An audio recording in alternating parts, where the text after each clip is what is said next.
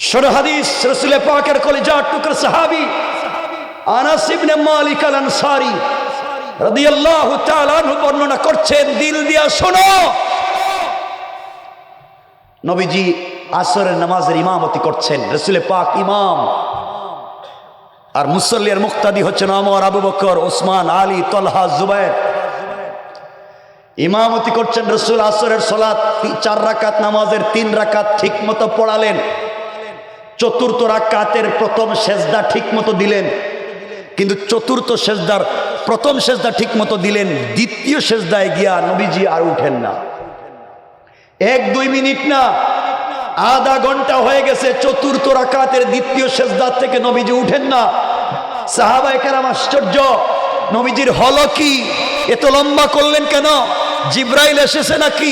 আজকের থেকে আমরা এভাবে লম্বা করতে হবে নাকি? মাআযাল্লাহ রাসূলের কিছু হয়ে গেল নাকি? সাহাবায়ে কেরামের মনে নানা প্রশ্ন, জল্পনা কল্পনা। রাসূল পাক উঠলেন দীর্ঘ আধা ঘন্টা পরে, সালাম ফিরালেন। সাহাবায়ে কেরাম জিজ্ঞাসা করলেন, ইয়া রাসূলুল্লাহ, জানতে চাই চতুর্থ রাকাতের দ্বিতীয় সেজদা এত লম্বা কেন? আমরা কি আজকের থেকে লম্বা করব? ওহী কি এভাবে এসছে না কি হয়েছে বলেন? নবীজি মুস্কি হাসলেন, সাহাবায়ে কেরামের দিকে মুতাওয়াজ্জা হলেন আর বলেন, ও সাহাবীরা, সব ঠিক আছে, আমার কথা শোনো। আমি যখন নামাজের চতুর্থ রাকাতের দ্বিতীয় সেজদায়, তখন আমার নাতি হাসান ও আমার কাঁধে উঠে, আমার পিঠে উঠে, 2 পা আমার 2 দিকে দিয়া আমার লম্বা চুলের মুষ্টি ধরে আমি সেজদায়, আর আমার নাতি আমার পিঠে বৈশা গুড়া দৌড়ায়। না সুবহানাল্লাহ, এটা পকেটে রাখেন কেমন? সুবহানাল্লাহ কইল না কেন? এই যে আপনারা পিছনে বসছেন যারা, আপনারা কারা? ইলাইনে নবীজি বললেন, সাহাবীরা শোনো, আমি নামাজের সেজদায় আমার নাতি আমার পিঠে খেলাধুলা করে। আমি চিন্তা করলাম, এখন যদি নাতিকে নামাইয়া আমি দাঁড়াইয়া যাই, নাতিকে পিঠ থেকে নামাইয়া দেই, আর ও যদি ভয় পায় মসজিদ থেকে বের হয়ে যায়, আর রব যদি আমারে বলে, ও রাহমাতাল লিল আলামিন, রহমতের নবী বানাইছিলাম, তোমার পিঠে এক নাতি উঠছে, বাচ্চা উঠছে, তাও আমার ঘর থেকে বের করে দিয়েছেন, রব যদি আমাকে জিজ্ঞাসা করে জবাব দিতে পারবো না। আমি চিন্তা করলাম, নাতির যতক্ষণ ভাল লাগে খেলাধুলা করুক, ও নামলে পরে আমি উঠবো, আর এই ভুল করার কারণে নামাজের পরে রবের কাছে তওবা করব।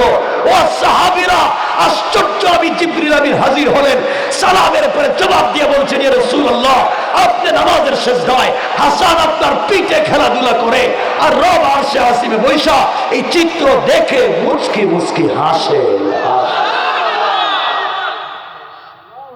ইসলামের সৌন্দর্য কোন জায়গায় ছিল, আর আপনারা কোন জায়গায় নিয়ে গেছে?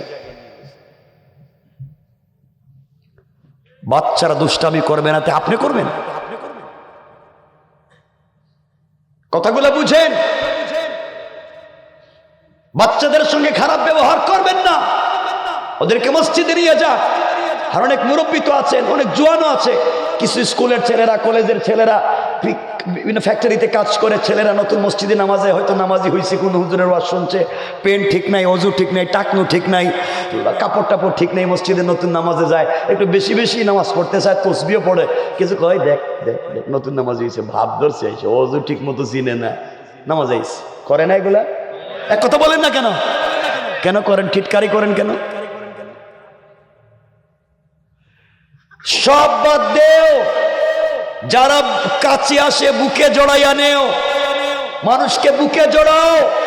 ওযু জানে না, ওর টুপি ঠিক নাই, পাঞ্জাবি ঠিক নাই, সব ঠিক আছে, ওরে কাছে নাও, বুকের সঙ্গে জড়াও, মুচকি হেসে তার সঙ্গে মুসাফা মুআনাকা করো, তাকে দিন বুঝাও, একদিন হয়তো তোমার আমার থেকে ভালো মানুষ হয়ে যাবে। ঠিক কিনা বলেন?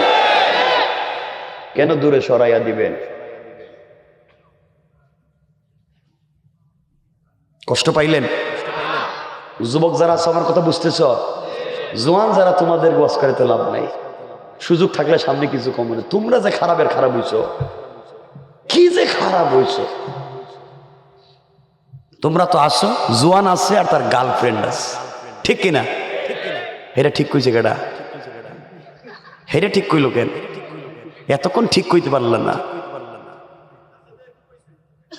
কথা কি এতক্ষণ বুঝছেন? আচ্ছা, এখন মনে রাখবেন কি বলতে চাই, খুব মনোযোগ দাও। এতক্ষণ বললাম সামাজিক অবক্ষয়, এতক্ষণ সামাজিক অবক্ষয় বলেছি।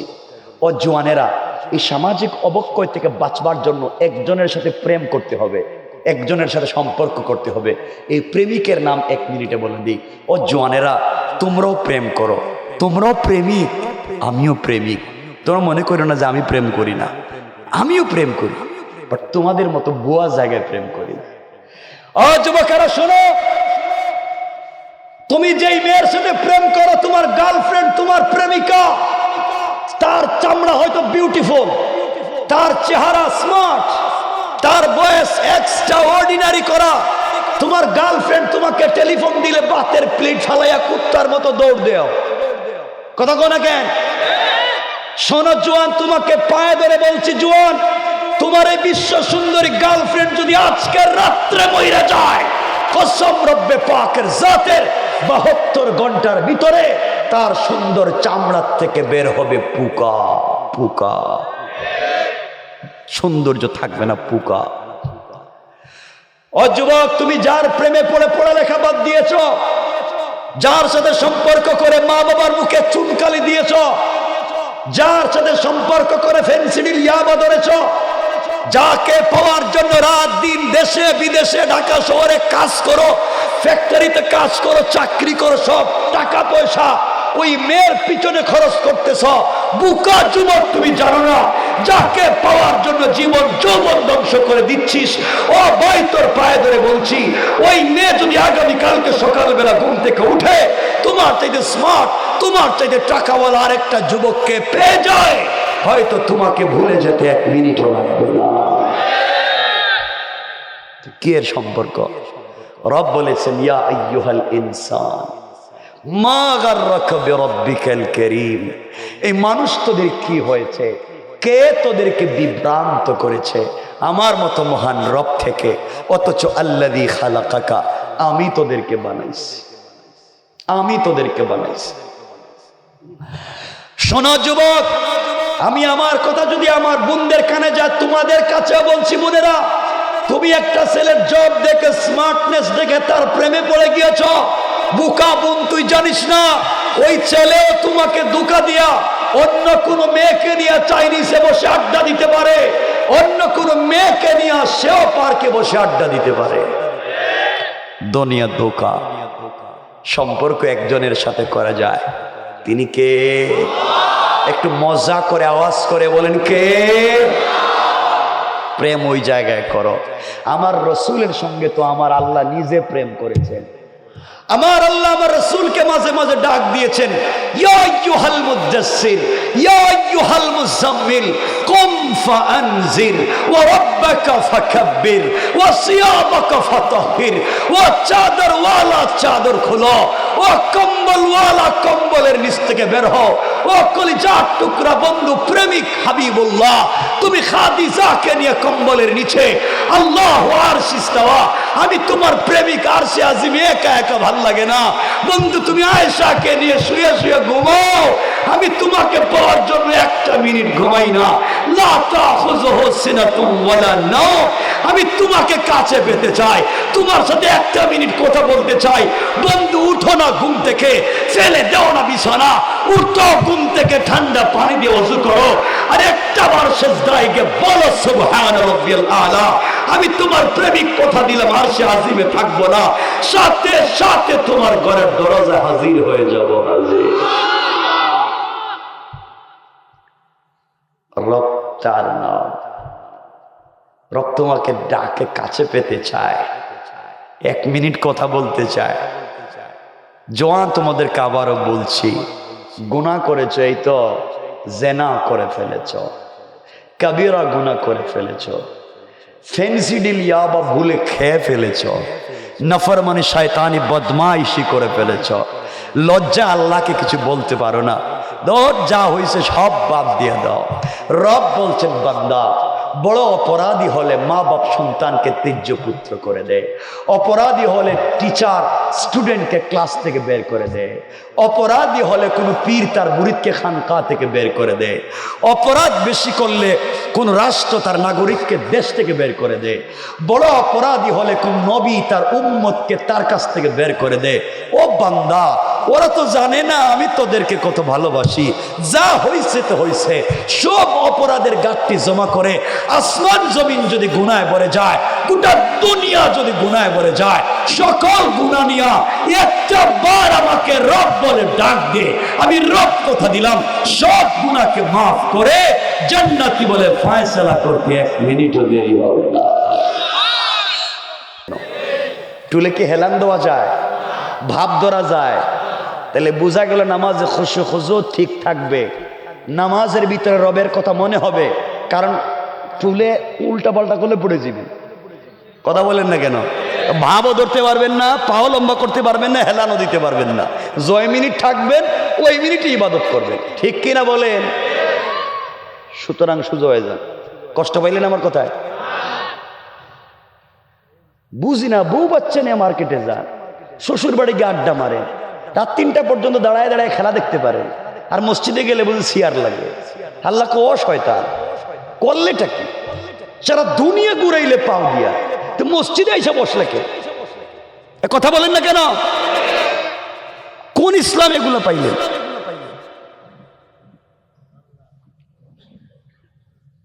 আমি জানি আমার কথা এভাবে ভাল লাগবে না আপনাদের। আপনারা মনে মনে ভাবতেছেন হুজুর কি শুরু করলো আজকে। আমি সামাজিক রোগগুলার কথা বলছি, এগুলা বুঝলে সামনের কথা বুঝবেন।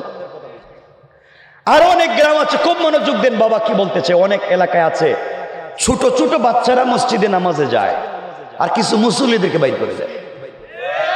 এটা আসেনি আপনাদের এলাকায়? তুই যে আগে বললেন আপনারা অলিয়া অলি, এখন খুঁজতেছি তো কাউরি পাইতেছি না। বাচ্চারা মসজিদে নামাজে যায়, কিছু মুসল্লি বাইর করে দেয়। কেউ কে কয়, এই ছেলে তুমি নামাজে এসো, তোমার বাপরে জীবনে মসজিদে দেখলাম না, তোমার দাদারের জীবনে মসজিদের আশেপাশে দেখলাম না, তুমি নামাজে এসো না। ও বেটা লজ্জা পাইয়া বাইরে গেছে। আছে না?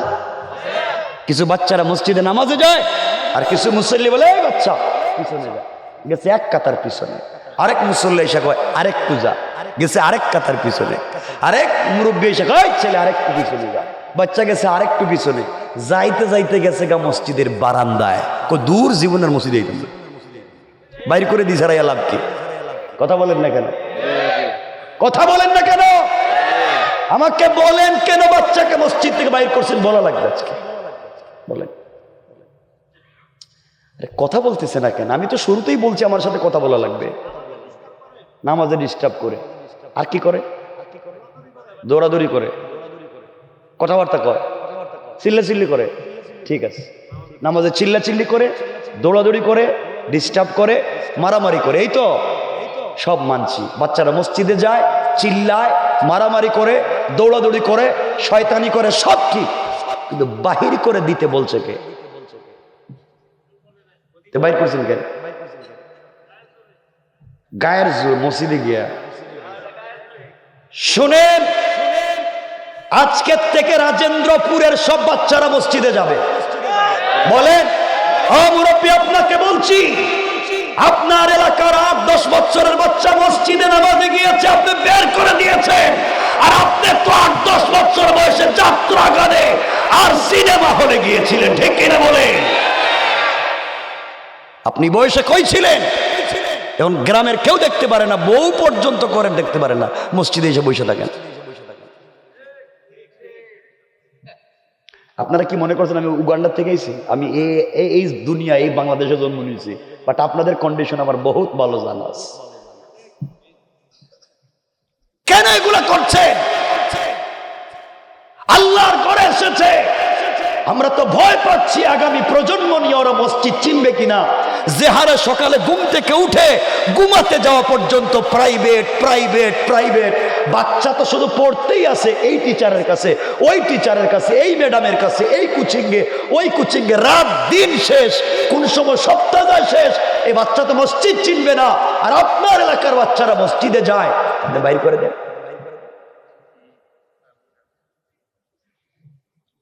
আজকের থেকে রাজেন্দ্রপুরের সব বাচ্চারা মসজিদে যাবে। বলেন যাবে? মসজিদে গিয়ে দৌড়াদৌড়ি করবে, দরকার হইলে ফ্যান ভাঙ্গা ফালাই দিবে, দরকার হইলে মসজিদের গ্লাস ভাঙ্গা ফালাই দিবে, দরকার হইলে মুসল্লি লঙ্গি ধরে টানবে, দরকার হলে ইমামের পায়জামা ধরে টানবে, তাও বাচ্চারা মসজিদে যাবে। বলেন না ঠিক কিনা বলেন? আমি তো সিনেমা হলে যাইতে বলছি না, আমি তো গাঁজা ফেন্সিডিলের আড্ডায় যাইতে বলছি না, আমি বলছি বাচ্চারা মসজিদে যাবে, আল্লাহর ঘরে যাবে। হক যদি নষ্ট করে আল্লাহর হিসাব নেবেন আল্লাহ। ওয়াত্তাকু ইয়াওমান তুরজাউনা ফীহি ইলাল্লাহ সুম্মা তুওয়াফা কুল্লু নাফসিম মা কাসাবাত ওয়া হুম লা ইউজলামুন। রব বলেছেন আমার হক নষ্ট করলে আমার কাছে আসলে হিসাব নিব। ফামান ইয়ামাল মিসকালা যাররাতিন খায়রান ইয়ারা ওয়া মান ইয়ামাল মিসকালা যাররাতিন শাররান ইয়ারা। সরিষার দানা পরিমাণ ভুল করলে আমি হিসাব নিব, তুমি কে? কেন বাইর করে দেন? কষ্ট পাইতেছেন মনে আমার কথা? বাচ্চারা যাবে, তা আপনারা যেটা করেন সেটা হলো সব বাচ্চাদেরকে মসজিদে এক জায়গায় জমা করে দেন পিছনে। তো পিছনে যদি 10-20টা এক জায়গায় জমা হয়, আচ্ছা এখন তো শয়তানকে আসার আর দরকার আছে, তাহলে এই কাজ তো আপনারা করছেন। বাচ্চাকে এক জায়গায় জমা করছেন কেন? বাচ্চাদেরকে এই 2 মুরব্বির চিপায় এক বাচ্চা, ওই 2 মুরব্বির চিপায় আরেক বাচ্চা, ওই 2 মুরব্বির চিপায় আরেক বাচ্চা, এভাবে যদি সবার চিপায় চাপায় বাচ্চাদেরকে দিয়ে দেন, ওরা কেন শয়তানি করবো? এই কাজ করেন না কেন? শোনো হাদিস, রাসূল পাকের কলিজার টুকরা সাহাবী আনাস ইবনে মালিক আল আনসারী রাদিয়াল্লাহু তাআলা আনহু বর্ণনা করছেন, দিল দিয়া শোনো। নবীজি আসরের নামাজের ইমামতি করছেন, রাসূল পাক ইমাম, আর মুসল্লির মুক্তাদি হচ্ছেন ওমর, আবু বকর, ওসমান, আলী, তলহা, জুবায়ের। ইমামতি করছেন রাসূল। আসরের সালাত 4 রাকাত নামাজের 3 রাকাত ঠিক মতো পড়ালেন। চতুর্থ রাকাতের প্রথম সেজদা ঠিক মতো দিলেন, কিন্তু চতুর্থ সেজদার প্রথম সেজদা ঠিক মতো দিলেন, দ্বিতীয় সেজদায় গিয়া নবীজি আর উঠেন না। 1-2 মিনিট না, আধা ঘন্টা হয়ে গেছে, চতুর্থ রাকাতের দ্বিতীয় সেজদা থেকে নবীজি উঠেন না। সাহাবায়ে কেরাম আশ্চর্য, নবীজির হলো কি? এত লম্বা করলেন কেন? জিব্রাইল এসেছে নাকি? আজকের থেকে আমরা এভাবে লম্বা করতে হবে নাকি? মাআযাল্লাহ রাসূলের কিছু হয়ে গেল নাকি? সাহাবায়ে কেরামের মনে নানা প্রশ্ন, জল্পনা কল্পনা। রাসূল পাক উঠলেন দীর্ঘ আধা ঘন্টা পরে, সালাম ফিরালেন। সাহাবায়ে কেরাম জিজ্ঞাসা করলেন, ইয়া রাসূলুল্লাহ, জানতে চাই চতুর্থ রাকাতের দ্বিতীয় সেজদা এত লম্বা কেন? আমরা কি আজকের থেকে লম্বা করব? ওহী কি এভাবে এসছে না কি হয়েছে বলেন? নবীজি মুস্কি হাসলেন, সাহাবায়ে কেরামের দিকে মুতাওয়াজ্জা হলেন আর বলেন, ও সাহাবীরা, সব ঠিক আছে, আমার কথা শোনো। আমি যখন নামাজের চতুর্থ রাকাতের দ্বিতীয় সেজদায়, তখন আমার নাতি হাসান ও আমার কাঁধে উঠে, আমার পিঠে উঠে, 2 পা আমার 2 দিকে দিয়া আমার লম্বা চুলের মুষ্টি ধরে আমি সেজদায়, আর আমার নাতি আমার পিঠে বৈশা গুড়া দৌড়ায়। না সুবহানাল্লাহ, এটা পকেটে রাখেন কেমন? সুবহানাল্লাহ কইল না কেন? এই যে আপনারা পিছনে বসছেন যারা, আপনারা কারা? ইলাইনে নবীজি বললেন, সাহাবীরা শোনো, আমি নামাজের সেজদায় আমার নাতি আমার পিঠে খেলাধুলা করে।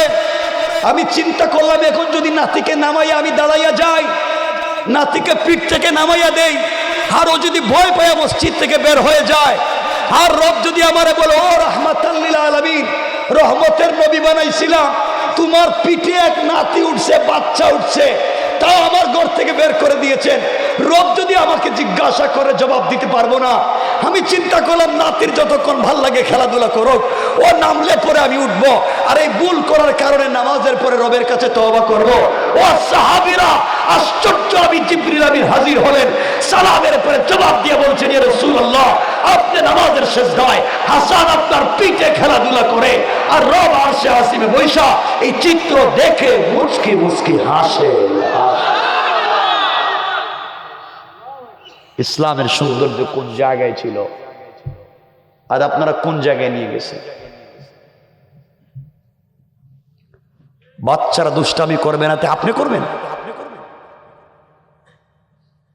কথাগুলো বুঝেন। বাচ্চাদের সঙ্গে খারাপ ব্যবহার করবেন না, ওদেরকে মসজিদে নিয়ে যান। আর অনেক মুরব্বী তো আছেন, অনেক জোয়ানও আছে, কিছু স্কুলের ছেলেরা, কলেজের ছেলেরা বিভিন্ন ফ্যাক্টরিতে কাজ করে, ছেলেরা নতুন মসজিদে নামাজে হয়তো নামাজি হয়েছে, কোনো হুজুরের ওয়াজ শুনছে, পেন ঠিক নাই, অজু ঠিক নাই, টাকনু ঠিক নাই, কাপড় টাপড় ঠিক নেই, মসজিদে নতুন নামাজে যায়, একটু বেশি বেশি নামাজ পড়তে চায়, তসবিও পড়ে, কিছু কয় দেখ দেখ দেখ নতুন নামাজ হয়েছে, ভাব ধরছে, আইসে অজু ঠিক মতো চিনে না, নামাজ আইস করে না। এগুলা এক কথা বলেন না কেন? কেন করেন? টিটকারি করেন কেন?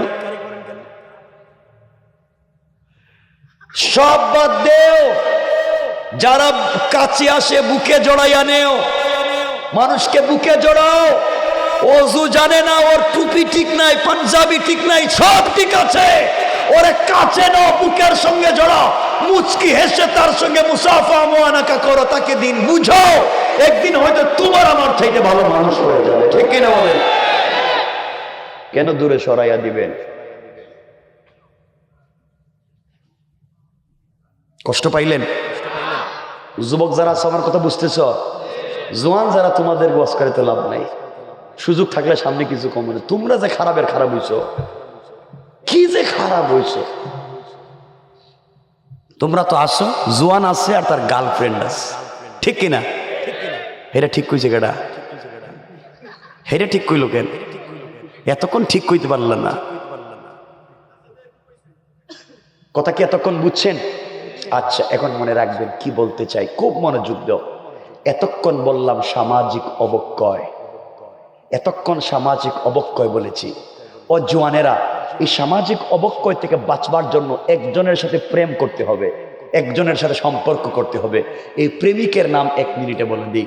ও জওয়ানেরা, তোমরাও প্রেম করো, তোমরাও প্রেমিক, আমিও প্রেমিক। তোমরা মনে করো না যে আমি প্রেম করি না, আমিও প্রেম করি, বাট তোমাদের মতো বুয়া জায়গায় প্রেম করি না। ও যুবকেরা শোনো, তুমি যেই মেয়ের সাথে প্রেম করো, তোমার গার্লফ্রেন্ড, তোমার প্রেমিকা, তার চামড়া হয়তো বিউটিফুল, তার চেহারা স্মার্ট, তার বয়স এক্সট্রা অর্ডিনারি করা, তোমার গার্লফ্রেন্ড তোমাকে টেলিফোন দিলে বাতের প্লেট ফালাইয়া কুত্তার মতো দৌড় দেও। কথা কো না কেন? শোনো জোয়ান, তোমাকে পায়ে ধরে বলছি, জোয়ান, তোমার এই বিশ্ব সুন্দরী গার্লফ্রেন্ড যদি আজকের রাত্রে মইরা যায়, কসম রব্বে পাকের জাতের 72 ঘন্টার ভিতরে তার সুন্দর চামড়ার থেকে বের হবে পোকা, পোকা, সৌন্দর্য থাকবে না, পোকা। ও যুবক, তুমি যার প্রেমে পড়ে পড়ালেখা বাদ দিয়েছ, যার সাথে সম্পর্ক করে মা বাবার মুখে চুনকালি দিয়েছ, যার সাথে সম্পর্ক করে ফেন্সিডিল ইয়াবা ধরেছ, যাকে পাওয়ার জন্য রাত দিন দেশে বিদেশে ঢাকা শহরে কাজ করো, ফ্যাক্টরিতে কাজ করো, চাকরি করো, সব টাকা পয়সা ওই মেয়ের পিছনে খরচ করতেছ, বুকা যুবক, তুমি জানো না যাকে পাওয়ার জন্য জীবন যৌবন ধ্বংস করে দিচ্ছিস। ও ভাই, তোর পায়ে ধরে বলছি, ওই মেয়ে যদি আগামীকালকে সকালবেলা ঘুম থেকে উঠে তোমার চাইতে স্মার্ট, তোমার চাইতে টাকাওয়ালা আরেকটা যুবককে পেয়ে যায়, হয়তো তোমাকে ভুলে যেতে 1 মিনিটও লাগবে না। কি এর সম্পর্ক? রব বলেছেন, ইয়া আইয়ুহাল ইনসান মা গাররাকা বিরাব্বিকাল কারীম। এই মানুষ তোদের কি হয়েছে, কে তোদেরকে বিভ্রান্ত করেছে আমার মতো মহান রব থেকে? অথচ আল্লাযী খালাকাকা, আমি তোদেরকে বানাইছি, আমি তোদেরকে বানাইছি। শোনো যুবক, আমি আমার কথা যদি আমার বোনদের কানে যায়, তোমাদের কাছে বলছি, বোনেরা, তুমি একটা ছেলের জব দেখে, স্মার্টনেস দেখে তার প্রেমে পড়ে গিয়েছ। বুকা বোন, তুই জানিস না ওই ছেলে তোমাকে ধোঁকা দিয়া অন্য কোনো মেয়েকে নিয়ে চাইনিজে বসে আড্ডা দিতে পারে, অন্য কোনো মেয়েকে নিয়ে সেও পার্কে বসে আড্ডা দিতে পারে। দুনিয়া ধোঁকা। সম্পর্ক একজনের সাথে করা যায়, তিনি কে? একটু মজা করে আওয়াজ করে বলেন, কে? প্রেম ওই জায়গায় করো। আমার রসুলের সঙ্গে তো আমার আল্লাহ নিজে প্রেম করেছেন। আমার আল্লাহ আমার রাসূলকে মাঝে মাঝে ডাক দিয়েছেন, ইয়া আইয়ুহাল মুদাসসির, ইয়া আইয়ুহাল মুজাম্মিল, কুম ফাআনজির ওয়া রাব্বাকা ফাকাব্বির ওয়া সিয়াবাকা ফাতাহহির, ও চাদরওয়ালা চাদর খোলো, ও কম্বলওয়ালা কম্বলের নিচ থেকে বের হও। ও কলিজার টুকরা বন্ধু প্রেমিক হাবিবুল্লাহ, তুমি খাদিজাকে নিয়ে কম্বলের নিচে, আল্লাহ আরশ ইস্তাওয়া, আমি তোমার প্রেমিক আরশে আজিমে একা একা ভাল লাগে না বন্ধু, তুমি আয়েশাকে নিয়ে শুয়ে শুয়ে ঘুমাও, আমি তোমাকে পাওয়ার জন্য একটা মিনিট ঘুমাই না। লা তাখুযুহু সিনাতুন ওয়ালা নাওম, আমি তোমাকে কাছে পেতে চাই, তোমার সাথে একটা মিনিট কথা বলতে চাই। বন্ধু উঠো না ঘুম থেকে, ফেলে দাও না বিছানা, উঠো ঘুম থেকে, ঠান্ডা পানি দিয়ে ওযু করো, আর একটা বার সিজদায় গিয়ে বলো সুবহান রাব্বিয়াল আলা। আমি তোমার প্রেমিক কথা দিলাম, আরশে আজিমে থাকবো না, সাথে সাথে তোমার ঘরের দরজায় হাজির হয়ে যাব। হাজির রব তার নাম, রব তোমাকে ডাকে কাছে পেতে চায়, এক মিনিট কথা বলতে চায়। জোয়ান তোমাদেরকে আবারও বলছি, গুনাহ করেছ, এই তো জেনা করে ফেলেছ, কবিরা গুনাহ করে ফেলেছ, ফেন্সিডিল ইয়াবা ভুলে খেয়ে ফেলেছ, নফরমানি শয়তানি বদমাইশি করে ফেলেছ, লজ্জা আল্লাহকে কিছু বলতে পারো না, যা হয়েছে সব বাদ দিয়ে দাও। রব বলছেন বান্দা, বড় অপরাধী হলে মা বাপ সন্তানকে ত্যায্য পুত্র করে দেয়, অপরাধী হলে টিচার স্টুডেন্টকে ক্লাস থেকে বের করে দেয়, অপরাধী হলে কোনো পীর তার মুরিদকে খানকা থেকে বের করে দেয়, অপরাধ বেশি করলে কোন রাষ্ট্র তার নাগরিককে দেশ থেকে বের করে দেয়, বড় অপরাধী হলে কোন নবী তার উম্মতকে তার কাছ থেকে বের করে দেয়। ও বান্দা, ওরা তো জানে না আমি তোদেরকে কত ভালোবাসি, যা হয়েছে তো হয়েছে, সব অপরাধের গাঁটটি জমা করে আসমান জমিন যদি গুনায় ভরে যায়, গোটা দুনিয়া যদি গুনায় ভরে যায়, সকল গুনাহ নিয়া একটা বার আমাকে রব বলে ডাক দে, আমি রব কথা দিলাম সব গুনাহকে মাফ করে জান্নাতি বলে ফয়সালা করতে এক মিনিটও দেরি হবে না। রব তো তার নাম। তুমি কেন সেই রবকে বুঝো না? তুমি কেন সেই রবকে খুঁজো না? কেন তার সাথে প্রেম করো না? সুতরাং আপনাদের কষ্ট হচ্ছে মনে হয়, বুঝতেছি। সুতরাং আসুন, কথা বলছিলাম প্রথমে সামাজিক অবক্ষয়, 2 নম্বরে বললাম বেঁচে থাকবার জন্য একজনের সাথে পরিচয়, তার নাম আল্লাহ। এখন বলতেছি বেঁচে থাকবার পথ এবং পদ্ধতি, ইসলাম দিন জিন্দা করার কৌশল। আমার কথা মনে থাকবে? আমরা সেদিকে যাই, খুব লম্বা কথা না। আমার মুসলমান বন্ধুগণ, গভীর মনোযোগ। আল্লাহ রাব্বুল ইজ্জত ওয়াল জালাল আখিরি জামানার পয়গম্বর সরকারে কায়নাত, দু জাহানের সরদার নবী রহমত জনাবে মুহাম্মদুর রাসূলুল্লাহ সাল্লাল্লাহু আলাইহি ওয়াসাল্লামকে পৃথিবীতে প্রেরণ করার অনেক দিন আগে, ঈসা রূহুল্লাহ জমিন থেকে আসমানে উঠে যাওয়ার অনেক দিন পরে, ইয়ামান দেশের নজরানে এক বেয়াদব, বেওকুফ, জালেম বাদশার জন্ম হল। এই বাদশার নাম হানাফি মাযহাবের বড় ইমাম আল্লামা ইমাম আবু বকর জাসসাস। আহকামুল কোরআন লিল জাসসাসে এই বাদশার নাম দিয়েছেন ইউসুফ জু নওয়াজ। বাদশাহ ঘোষণা করে দিল, আমার দেশে কেউ তাওহীদের কথা বলতে পারবে না, আমার দেশে কেউ রিসালাতের কথা বলতে পারবে না, আমার দেশে কেউ আল্লাহর কথা বলতে পারবে না।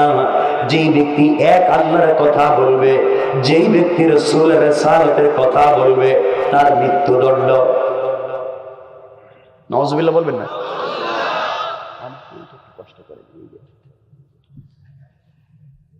আমার হাতে দেন। আমার মুসলমান বন্ধুগণ, এই বাদশা ঘোষণা করে দিল, আমার দেশে কেউ তাওহীদের দাওয়াত দিতে পারবে না, আমার দেশে কেউ রিসালাতের দাওয়াত দিতে পারবে না। কেউ তো দেয় না, কেউ কথা পর্যন্ত বলতে পারে না। এক পর্যায়ে দীর্ঘদিন চলে গেল, কেউ তাওহীদের দাওয়াত দিতে পারে না। যারাই কথা বলে তাদেরকে আঘাত করা হয়, দুনিয়ার জমিন থেকে উঠাইয়া দেওয়া হয়। কথা বলবার পর্যন্ত জমিনে সাহস থাকে না, যারাই বলে তাদেরকে মেরে ফেলা হয়। এইভাবে চলে গেল দীর্ঘ 2 যুগ। কত যুগ? এইভাবে চলে গেছে প্রায় 2 যুগ। 2 যুগে 12 বছর। কত বছর? হ্যাঁ, খুশ ঠিক আছে, দেখা গেল। আমি দেখলাম যে ঘুমায় গেছেন কিনা। 2 যুগে কয় বছর? প্রায় 24 বছরের উপরে হয়ে গিয়েছে। কথাগুলা দিল দিয়া শুনেন। এই দেশে কেউ তাওহীদের দাওয়াত দেয় না, রিসালাতের দাওয়াত দেয় না। কথা বললেই তাকে দুনিয়ার জমিন থেকে মেরে ফেলা হয়ে যায়। এভাবে দীর্ঘদিন চলবার পরে বাদশাহ ইউসুফ জুনাওয়াজ সিদ্ধান্ত নিলে কি করা যায়। সিদ্ধান্ত নিল এই জমিনে কারা ব্ল্যাক ম্যাজিক করে, কুফরি কালাম করে, জাদুবিদ্যার পারদর্শী। খুঁজতে খুঁজতে বাদশাহ এই জমিনের সব থেকে বড় জাদুকর যারা ছিল তাদের কাছে পৌঁছে গেল। জাদুকরের কাছে গিয়ে বলছে, আব্বাজান আপনি বলেন না, আমি চাই আমি মরে গেলে এই দেশের ক্ষমতায় আমার ছেলে থাকবে। সে মরে গেলে তার ছেলে, ও মরে গেলে তার ছেলে, ও মরে গেলে তার ছেলে। এইভাবে যুগের পর যুগ, কালের পর কাল আমার পরিবার থেকে এই দেশের শাসন ক্ষমতা পরিচালিত হবে। পৃথিবীর কেউ যেন সুযোগ না পায়, এই ব্যবস্থা কি আপনি করে দিতে পারবেন? বিনিময়ে যা চাইবেন তাই পাইবেন। বাদশাহ ইউসুফ জুনাওয়াজের কথা শুনে জাদুকর ডাক দিয়া বলছে, বাদশাহ আপনাকে যা চাইব তাই যদি আপনি দিতে পারেন, আমি আপনাকে কথা দিলাম এই দেশের ক্ষমতায় আপনাকে আজীবন টিকিয়ে রেখে দেব। আপনি মরে গেলে আপনার ছেলে, ও মরে গেলে তার ছেলে, সে মরে গেলে তার ছেলে। এইভাবে যুগের পর যুগ, কালের পর কাল আপনার পরিবার থেকে এই দেশের শাসন ক্ষমতা পরিচালিত হবে, কেউ সুযোগ পাবে না। বাদশা বলল, করে দাও। কথাগুলো দিল দিয়ে শুনবেন। এমন সময় বাদশা বলছে, এমন সময় জাদুকর বলছে, বাদশা জাহাপনা আপনি আমাকে বিনিময়ে পুরা দেশ থেকে একটা প্রত্যুৎপন্নমতি অতি চালাক একটা যুবককে দিতে হবে। শিক্ষিত যুবক দেওয়া লাগবে। একটা যুবক যদি আপনি আমাকে দিতে পারেন, ওই এক যুবকের মাধ্যমে আপনার দেশের ক্ষমতায় আপনাকে টিকিয়ে রেখে দেব। বাদশা ডাক দিয়ে বলেন, জাদুকর রে, এক যুবকের মাধ্যমে পুরা দেশের ক্ষমতা আমার হাতে রেখে দেবা, বিষয়টা তো বুঝতে পারলাম না। এবার জাদুকর বলছে, বাদশা জাহাপনা একটা যুবক যদি দেন, ওই যুবকটাকে আমি আমার মতো করে জাদুবিদ্যা শিক্ষা দেব। জাদুবিদ্যার মাধ্যমে আপনি আপনার দেশের ক্ষমতায় থাকবেন, কেউ আপনাকে টলাতে পারবে না। আমার বন্ধুগণ, এবার বাদশা বলছে, জাদুকর রে, এক যুবকের জাদুর মাধ্যমে কেমনে আমি ক্ষমতায় থাকবো বুঝাইয়া দাও। এবার জাদুকর বলছে, বাদশা জাহাপনা একটা শিক্ষিত যুবক যদি আপনি আমাকে দিতে পারেন, ওই যুবকটাকে আমি জাদুবিদ্যা শিক্ষা দেব, আমার মতো বড় জাদুকর বানাইয়া দেব। জাদুবিদ্যার মাধ্যমে ওই ছেলেটা আপনার দেশে গিয়া জাদুবিদ্যার আকর্ষণে, জাদুবিদ্যার মাধ্যমে আপনার দেশে স্বামী স্ত্রীতে ঝগড়া লাগাইয়া দিবে। স্বামী স্ত্রীতে ঝগড়া, বাবা ছেলে ঝগড়া, দুনিয়ার জমিনে মা মেয়ে ঝগড়া, গ্রামে গ্রামে ঝগড়া, বাড়িতে বাড়িতে ঝগড়া, হুজুরে হুজুরে মারামারি, আর পীরে পীরে গুতাগুতি। কতক্ষণ আসেনি? আল্লাহ আসেনি? কথাগুলো শুধু বুঝবেন। জাদুবিদ্যার মাধ্যমে একজন আরেকজনের সঙ্গে মারামারি লাগাইয়া দিবে, একজন আরেকজনকে কাফের ফতোয়া দিবে, একজন আরেকজনকে সহ্য করতে পারবে না। এরা একত্রিত হতে পারবে না, জমায়েত হতে পারবে না, কারণ ঘরের ভিতরে ইঁদুর ঢুকাইয়া দেব। তারা নিজেরা নিজেরা মারামারিতে ব্যস্ত থাকবে। আপনি আপনার দেশ চালাবেন, আপনার বিরুদ্ধে লাগবার মতো সুযোগ ওরা পাবে না। বিষয়টা কি খারাপ হয়েছে নাকি? তা কথা বললেন না যে, না সিস্টেমটা খারাপ না ভালো? বাচ্চা দেখলো সিস্টেমটা তো বহুত ভালো জিনিস। বাচ্চা ঠিক আছে, ব্ল্যাক ম্যাজিক, কালো জাদু আজ হয় সমাজে, আজ হয়। আর ইসরায়েলেরা, ইহুদিরা ধর্মীয়ভাবে, রাষ্ট্রীয়ভাবে তা করে। আবার বলছি, ইসরায়েল ইহুদি রাষ্ট্রীয়ভাবে ব্ল্যাক ম্যাজিক করে। বিশ্বের বড় বড় ইসলামিক ব্যক্তিত্বদেরকে জাদুর মাধ্যমে দুর্বল করে মেরে ফেলে। ঠিক কিনা বলেন? জানা নাই হয়তো। আবার বন্ধুগণ, বাচ্চা দেখলো সিস্টেমটা খারাপ না। কথাগুলো শুনেন। আমার বন্ধুগণ, এবার বাদশা বাড়িতে চলে আসলো। পুরা দেশ খুঁজে একটা যুবককে বের করল। এই যুবকের নাম আল্লামা জারুল্লাহ জামাখশরী তাফসীরে কাশাফে এই যুবকের নাম দিয়েছেন আব্দুল্লাহ বিন তামের। যুবকটাকে বাদশা ডাক দিয়ে বলছে, যুবক রে, তুমি জাদু বিদ্যার মাধ্যমে আমার দেশে ফিতনা লাগাইয়া দিবা, গৃহযুদ্ধ, বিনিময়ে যা চাইবা তাই পাইবা, আমি আমার ক্ষমতা চাই। আমার বন্ধুগণ, আশরাফ আলী থানভী দুইটা বর্ণনা দিয়েছেন। কেউ বলেছেন যুবকটা প্রতিদিন সকাল বেলা চলে যায় জাদুবিদ্যার জন্য, বিকেল বেলা জাদুবিদ্যা শিক্ষা করে বাড়িতে পৌঁছে যায়। আর কেউ বলেছেন যুবকটা 6 মাসের জন্য জাদুবিদ্যা করতে পৌঁছে গেল। 6 মাস পরে বড় জাদুকর হয়ে নিজের দেশে আসতেছে। জুয়ানেরা, তোমাদেরকে বলতে চাই, একটা যুবক যদি বিপদগামী হয়ে যায়, সমাজ কেমনে বিপদগামী হয়ে যায়। আর একটা যুবক যদি ভালো রাস্তায় চলে আসে, সমাজ কেমনে ভালো রাস্তায় চলে আসে, তা বুঝাতে চাই। ভালো করে বুঝো। আমার বন্ধুগণ, দীর্ঘ 6 মাস পরে যুবক জাদুকর হয়, বিদেশে পড়ালেখা করে, বিদেশে ট্রেনিং নিয়ে দেশের ভিতরে আসতেছে। উদ্দেশ্য হলো এই দেশ থেকে কালিমা মুছে দিবে, তাওহীদ মুছে দিবে, রিসালাত মুছে দিবে। এই পরিকল্পনা করে নিজের দেশের ভিতরে ঢুকতে গেল। নিজের দেশের ভিতরে যখন ঢুকেছে, যাওয়ার পথে রাস্তায় তাকিয়ে দেখে একজন মুরব্বী, মাথায় পাগড়ি, মুখে সাদা দাড়ি, পরনে সুন্দর লেবাস, একটা গাছের গুড়ায় বসে বসে সত্য ধর্ম কালিমার দাওয়াত দিয়ে যায়। যুবক কাছে গিয়ে জিজ্ঞাসা করে, আঙ্কেল, আপনি গাছের গোড়ায় বসে বসে কি করতেছেন? মুরব্বী বললেন, বাবারে, আমি তাওহীদ আর রিসালাতের দাওয়াত দিয়ে যাই। এবার যুবক দাঁড়িয়ে বলল, মুরব্বী, আপনি আমাকে চিনতে পেরেছেন কি? এই দেশে নিষেধ করা হয়েছে তাওহীদ আর রিসালাতের দাওয়াত দেওয়া যাবে না, আর আপনি দেশে বসে বসে প্রকাশ্যে গাছের গোড়ায় দ্বীনের দাওয়াত দিয়ে যান। আমি এই দেশে এসেছি, আমার নাম আব্দুল্লাহ। বিদেশে টাকা পয়সা কোটি টাকা খরচ করে ট্রেনিং দেওয়া হয়েছে আমাকে, আমি দেশে এসেছি। এই দেশ থেকে কালিমাওয়ালাদেরকে সাইজ করবার জন্য আসছি। আর আপনি এই দেশে কালিমার আমার চোখের সামনে দাওয়াত দেন, আপনি দেন, আমি আসতেছি বাদশার দরবার থেকে, আপনাকে সাইজ করব, জমিন থেকে উঠাইয়া দিব। এই বলে হুমকি দিল। কি দিল? আসতে বললেন যে, আজকাল তো হুমকি দেয় না, কি দেয়নি? আচ্ছা, দেয়। আস্তে করে কইলাম, যদি আমারে দিয়া দেয়, সব জায়গায় মলম বিক্রি হয় না। আমার আল্লাহ কোরআনে কারীমের ভিতরে বলছেন, ইন্না কাইদাশ শাইতানি কানা দাঈফা।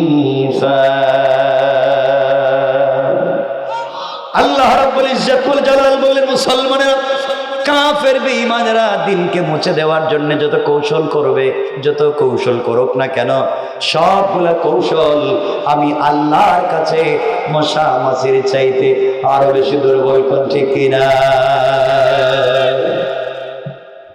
এবার এই কথা বলে মুরব্বীর কাছ থেকে জোয়ান চলে যায়।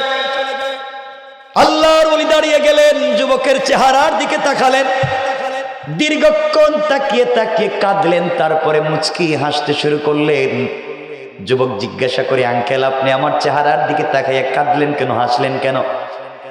আল্লাহর ওলি বললেন, যুবকরে, তুমি কেন জানতে চাও কি? যুবক বলছে, অবশ্যই, আপনি আমাকে বলেন কেন কাঁদলেন আর কেন হাসলেন। এবার মুরব্বী বলতে লাগলেন, যুবকরে, তাহলে তুমি শোনো, এই দুনিয়ার জমিনে আল্লাহ পাক যখন খলিফা তৈরি করতে গেলেন, প্রতিনিধি বানাতে গেলেন, আল্লাহর জমিনে আল্লাহর প্রতিনিধি সৃষ্টি করতে গেলেন, আবার আল্লাহ ফেরেশতাদেরকে বললেন, ওয়াইদ ক্বালা রাব্বুকা লিল মালাইকাতি ইন্নী জাইলুন ফিল আরদি খলিফা। আল্লাহ রাব্বুল ইজ্জতুল জালাল বলেন, ফেরেশতারা, এই দুনিয়ার জমিনে আমি প্রতিনিধি বানাতে চাই, খলিফা বানাতে চাই। ফেরেশতারা জবাব দিল, আল্লাহ তাআলা, আতাজআলু ফীহা মান ইউফসিদু ফীহা ওয়া ইয়াসফিকুদ দিমা। আয় আল্লাহ তাআলা, আপনি কি এমন জাতি বানাতে চান যারা ফিতনা করবে, মারামারি করবে, রক্তপাত করবে, ওদেরকে আপনি কেন প্রতিনিধি বানাতে চান?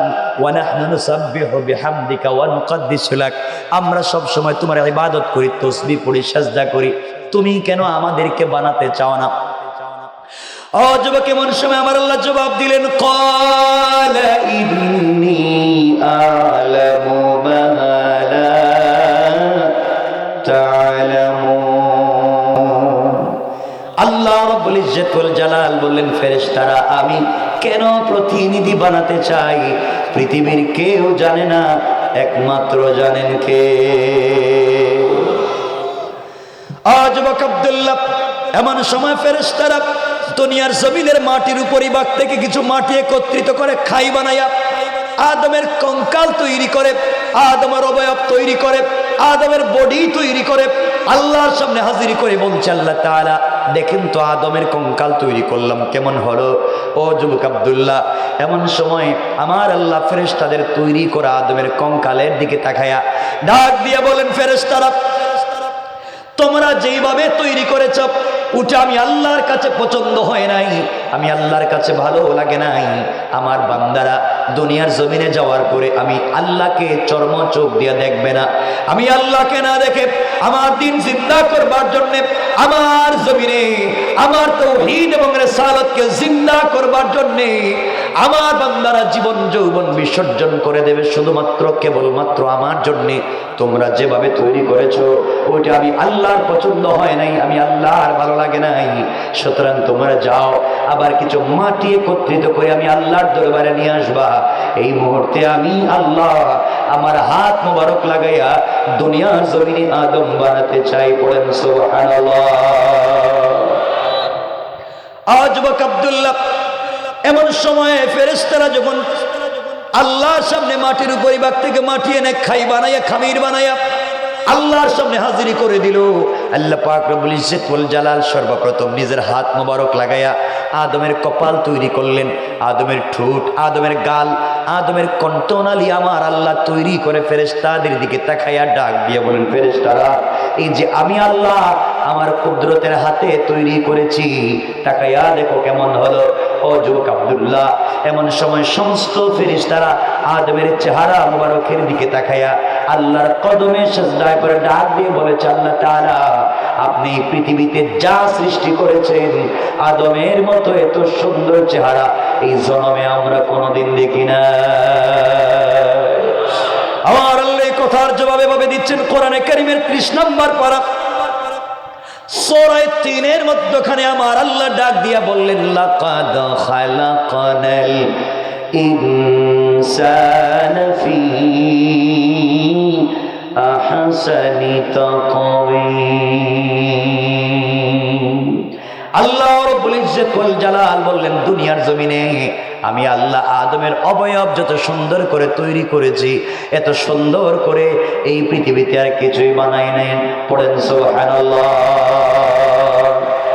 যুবক আব্দুল্লাহ, এমন সময় ফেরেশতারা আল্লাহর কাছে প্রশ্ন করেছে, আল্লাহ তাআলা এই দুনিয়ার জমিনে আপনি যা কিছু সৃষ্টি করেছেন, আসমান জমিন আর কুরসি লৌহ কলম সব তো কোন বলে তৈরি করলেন, কোন ফায়াকুন, আসমান হয়ে গেল, জমিন হয়ে গেল, সব তো এভাবে তৈরি করলেন, বলেন না আদমকে নিজের হাত দিয়ে কেন বানাতে গেলেন?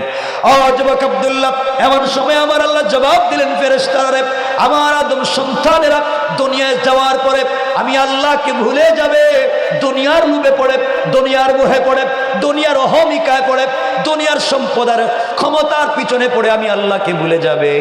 দীর্ঘদিন এভাবে চলবার পরে আমার বান্দা কোনো একদিন রাত্র অথবা দিনের বেলা আমাকে চিনতে পেরে আমার কদমে সিজদায় পড়ে আমার দেওয়া কপাল আমার কুদরতের পায়ে লাগিয়ে আমার দেওয়া চক্ষু থেকে লুনা পানি ছেড়ে দিয়ে আমার দেওয়া জবান দিয়ে আমাকে যখন আল্লাহ বলে ডাক দিবে, আমি আল্লাহর কুদরতের কলিজা ঠান্ডা হয়ে যাবে।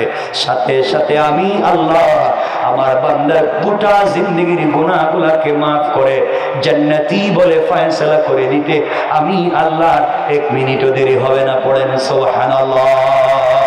আল্লাহু আকবার বলেন। আপনাদের অসুবিধা হচ্ছে বাবা?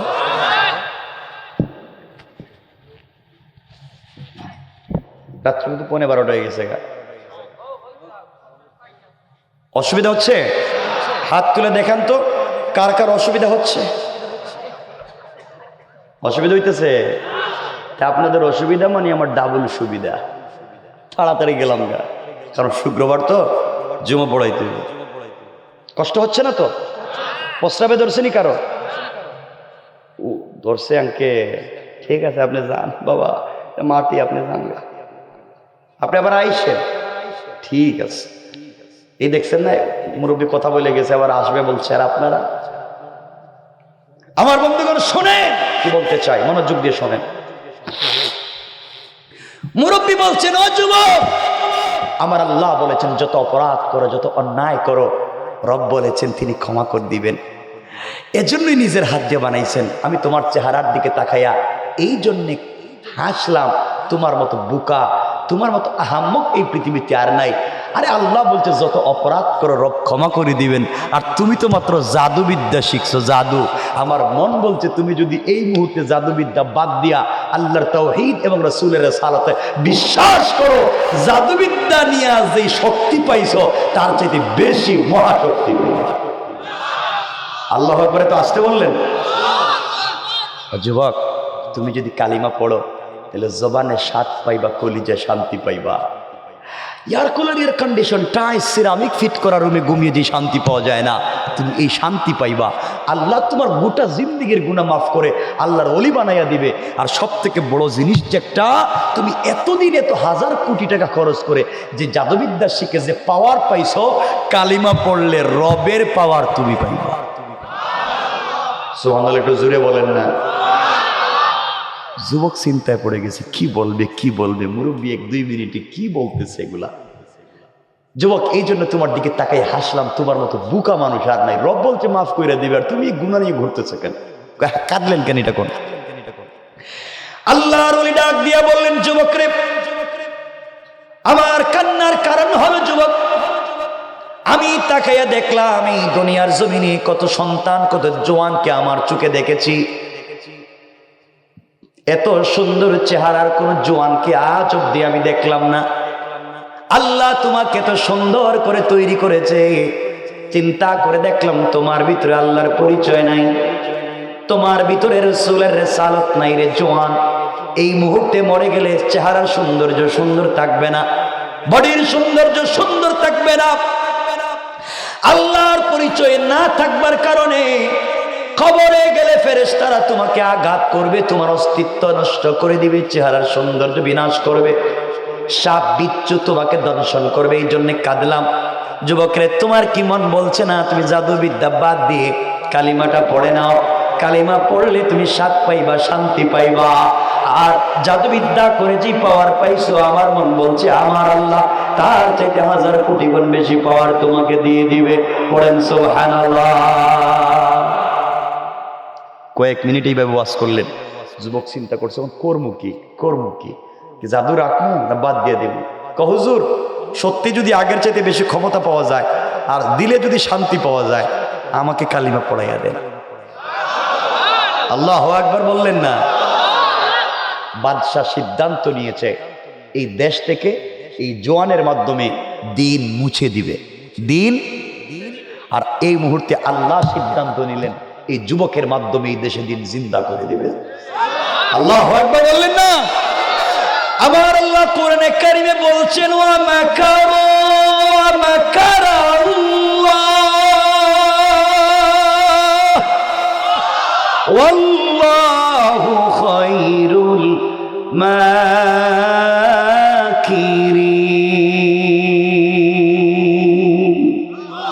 আল্লাহ রাব্বুল ইজ্জত ওয়াল জালাল ডাক দিয়া বললেন, বান্দারা, দুনিয়ার জমিনে কাফের বেঈমানের একত্রিত হয়, তারা দিন মুছে দেওয়ার জন্য যেই কৌশল করে, আমি আল্লাহ বললাম তাদের কৌশলের চাইতে আমি আল্লাহর কৌশল আরো 1000 গুণ বড়। কোন ঠিক কিনা?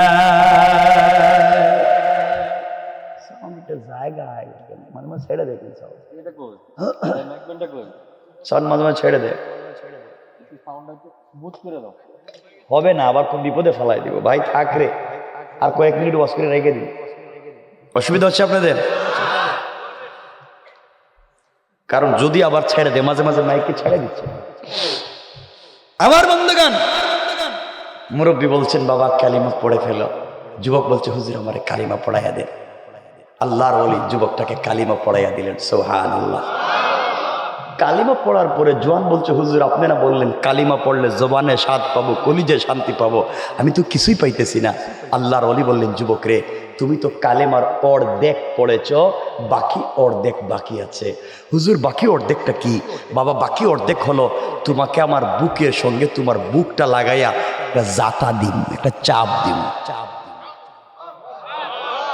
আসতে বললেন, জাতা দিলে আর হয় কি? কারণ তিনি বুঝাতে চাইলেন ইলম সিনাদের সিনা, ইলম এক সিনার থেকে আরেক সিনায় যায়, ওটা শুধু কিতাব পড়ে পাওয়া যায় না। এই জন্য জিবরিল আমিন রসুল পাককে এসে বলছেন ইয়া রাসূলুল্লাহ আপনি বলেন না ইকরা, নবীজি বলছেন আমি পড়তে পারি না। জিব্রাইল বলছেন ইকরা, নবীজি বলছেন আমি পড়তে পারি না। জিব্রাইল বলছেন ইয়া রাসূলুল্লাহ বলেন না ইকরা, নবীজি বলছেন আমি জানি না। জিব্রাইল বলছেন আল্লাহ যে কোরআন আসমান নিল না, জমিন নিল না, পাহাড় নিল না, আপনি এমন এক ব্যক্তির কাছে কোরআন শরীফ দিলেন, ইকরা বললাম তাও বলতে পারে না। রব ডাক দিয়া বলছেন জিব্রাইল রে, আমার বন্ধুকে কষ্ট দিব না কিতাবের মুখাপেক্ষী বানাইয়া, তুমি আমার বন্ধুর বুকের সঙ্গে তোমার বুকটা লাগাইয়া একটা চাপ দিবা, আর 30 পারা কোরআন আমার বন্ধুর সিনার ভিতরে নাজিল করার দায়িত্ব আমার। ইলম সিনাদের সিনা, ইলম সিনা থেকে সিনায় যায়। এই জন্য আল্লাহর ওলিদের কাছে গেলে মুসাফা করবেন, মুআনাকা করবেন, ঠিক আছে তো ইনশাল্লাহ। কিন্তু আজকে আল্লাহর ওলিদের কই পাইবেন? এরা তো মুসাফার জন্য হাত দিলে হাতও দেয় না, ঠান্ডা লাগতেছে, ঠিক না? বড় হুজুরের সঙ্গে মুসাফা করলে হাত বাইর করে না, ও ঠান্ডা লাগতেছে। কিন্তু মুসাফার সময় যদি হাতে হাদিয়া দেন, হাদিয়া বুঝছেন নি আপনারা? হাদিয়া বুঝছেন নি? হাদিয়া দেন, কই থ্যাংক ইউ ভেরি গুড, আবার আইসো আরো দিও, ঠিক না বলেন? আর যে দিল না আপনি তাড়াতাড়ি যান, সিরিয়ালের লাইনে আর একজনের সুযোগ দেন, আছে না নাই? আমার কথা মনে খারাপ পাইতেছেন আপনারা? আমার বন্ধুগণ, যুবক বলছে হুজুর কি করলেন, কালিমার স্বাদটা তো পাইতেছি না। আল্লাহর ওলি বলেন বাবা একটা চাপ দিব। আল্লাহর ওলি যুবকটাকে বুকের সঙ্গে জড়াইছেন, বুকের সঙ্গে জড়াইয়া চাপ দিয়া আল্লাহকে ডাক দিয়া বলছেন আল্লাহ এই যুবকের মাধ্যমে তো সরকার চাইছে দেশ থেকে দিন মুছে দিবে, আল্লাহ আমি তার এই নাপাক জবানে তোমার পাক কালিমা চালু করে দিয়েছি। আল্লাহ তুমি তার অন্তর থেকে কুফুরি নেফাকি দূর করে এই জোয়ানের ভিতরে তোমার ইলমে মারিফতের নূর দিয়া ভরপুর করে দাও। এই বলে যখন আল্লাহর ওই চিৎকার করে দোয়া করে বুকের সঙ্গে জড়াইয়া ধরেছেন, কসম রব্বে পাকের জাতের, যুবক আব্দুল্লাহ ডাক দিয়ে বলছে হুজুর আপনি আমাকে ছেড়ে দেন, আপনার একটা চাপে আল্লাহর আরশ পর্যন্ত পরিষ্কার দেখা যায়। ছেড়ে দেন। আল্লাহর ওলি ছেড়ে দিয়েছেন। যুবক বলতে হুজুর আপনি কি করলেন হুজুর, এখন যে মজা পাচ্ছি, এখন যে শান্তি পাচ্ছি, এখন যে ভাল লাগতেছে, হুজুর বাদশাহ আমার পিছনে হাজার হাজার কোটি টাকা খরচ করে বিদেশে পড়াইয়া, বিদেশে ট্রেনিং দেওয়াইয়া এই দেশ থেকে দিন মুছে ফেলবার যে কৌশল করছে, আজকের থেকে আপনি নেতা, আমি আপনার কর্মী, আর সিদ্ধান্ত নিলাম এই দেশে আমরা দিন জিন্দু করব। কৌশলটা কার? কাজে লেগে গেছে। রব সিদ্ধান্ত উল্টা নিয়েছেন। মুরব্বী বললেন বাবা বাসায় যাও, লিল হিকমা ওয়াল মাউইযাতিল হাসানা, হিকমতে উত্তম কথামালার মাধ্যমে সুন্দর ভাষায় মানুষের কাছে দিন পৌঁছে দাও। মারামারি করা যাবে না, হিংসা বিদ্বেষ করা যাবে না, উগ্রবাদ জঙ্গিবাদ চরমপন্থা প্রচার করা যাবে না, হিকমতে দিন পৌঁছে দাও। পড়েন না সুবহানাল্লাহ। এখন যুবক চিন্তা করলো যাই, দেখেন বাদশা চিন্তা করছে এই যুবকের মাধ্যমে দিন মুছে দিবে, আর আল্লাহ সিদ্ধান্ত নিয়েছেন এই যুবকের মাধ্যমে দিন জিন্দা করে দিবেন। দেখেন তো একটা জোয়ান দিয়ে কি করা যায়। আবার মুসলমান বন্ধুগণ গভীর মনোযোগ, এবার যুবক বাড়িতে চলে যাচ্ছে। আশরাফ আলী থানভী রাহমাতুল্লাহি আলাইহি বয়ানুল কোরআনে দুইটা ব্যাখ্যা তিনি দিয়েছেন। তিনি বললেন যুবক যখন চলে যায়, রাস্তায় গিয়ে দেখে রাস্তার দুই পার্শ্বে শত শত মানুষ দাঁড়াইয়া আছে। রাস্তার মধ্যখানে কেউ বলেছেন বিষাক্ত একটা সাপ দাঁড়িয়ে আছে, কেউ বলেছেন বিষাক্ত একটা বাঘ দাঁড়িয়ে আছে, রাস্তা মানুষ পারাপার হতে পারছে না। যুবক কাছে গিয়ে পাবলিককে জিজ্ঞাসা করে, বলেন তো দাঁড়িয়ে আছেন কেন, রাস্তা পার হতে পারলেন না কেন? সবাই ডাক দিয়ে বলছে, যুবকরা কে তোমাকে চিনতে পারলাম না, আমরা এই জন্যে রাস্তা পার হতে পারি না, এই বাঘের কারণে রাস্তা পার হতে পারি না। আমরা দুইটা বর্ণনার একটা নিব, দুইটা বর্ণনার আলোচনা করলে আলোচনা লম্বা হয়ে যাবে। এক বর্ণনা, যুবক রে আমরা মনে করলাম এখানে রাস্তায় বিষাক্ত বাঘ দাঁড়িয়ে আছে। সবাই ডাক দিয়ে বলছে, যুবক এই বিষাক্ত বাঘের কারণে রাস্তা পার হতে পারি না, আমাদেরকে খেয়ে ফেলবে, মেরে ফেলবে, এই জন্য রাস্তা পার হয় না। যুবক চিন্তা করলো, এই মাত্র কালিমা পড়ে আসলাম, আল্লাহর কর্মীর খাতায় নাম লেখাইয়া মাত্র আসলাম, এখন বাঘের কাছে যাই, পরীক্ষা করে দেখব বাঘের শক্তি বেশি না আমার আল্লাহর কালিমার পাওয়ার বেশি। আল্লাহু আকবার, জোরে বলেন। আপনাদের আওয়াজ যত কমবে আমার বয়ানের টাইম তত কমবে, মানে আপনারাই চিন্তা করবেন কমাইবেন না বাড়াইবেন। আরো আস্তে কইেন, 12টা কিন্তু হয়ে দিতেছে ভাই। এই কতক্ষণ? হ্যাঁ না না লম্বা করা যাবে না, 12টা হয়ে গেছে।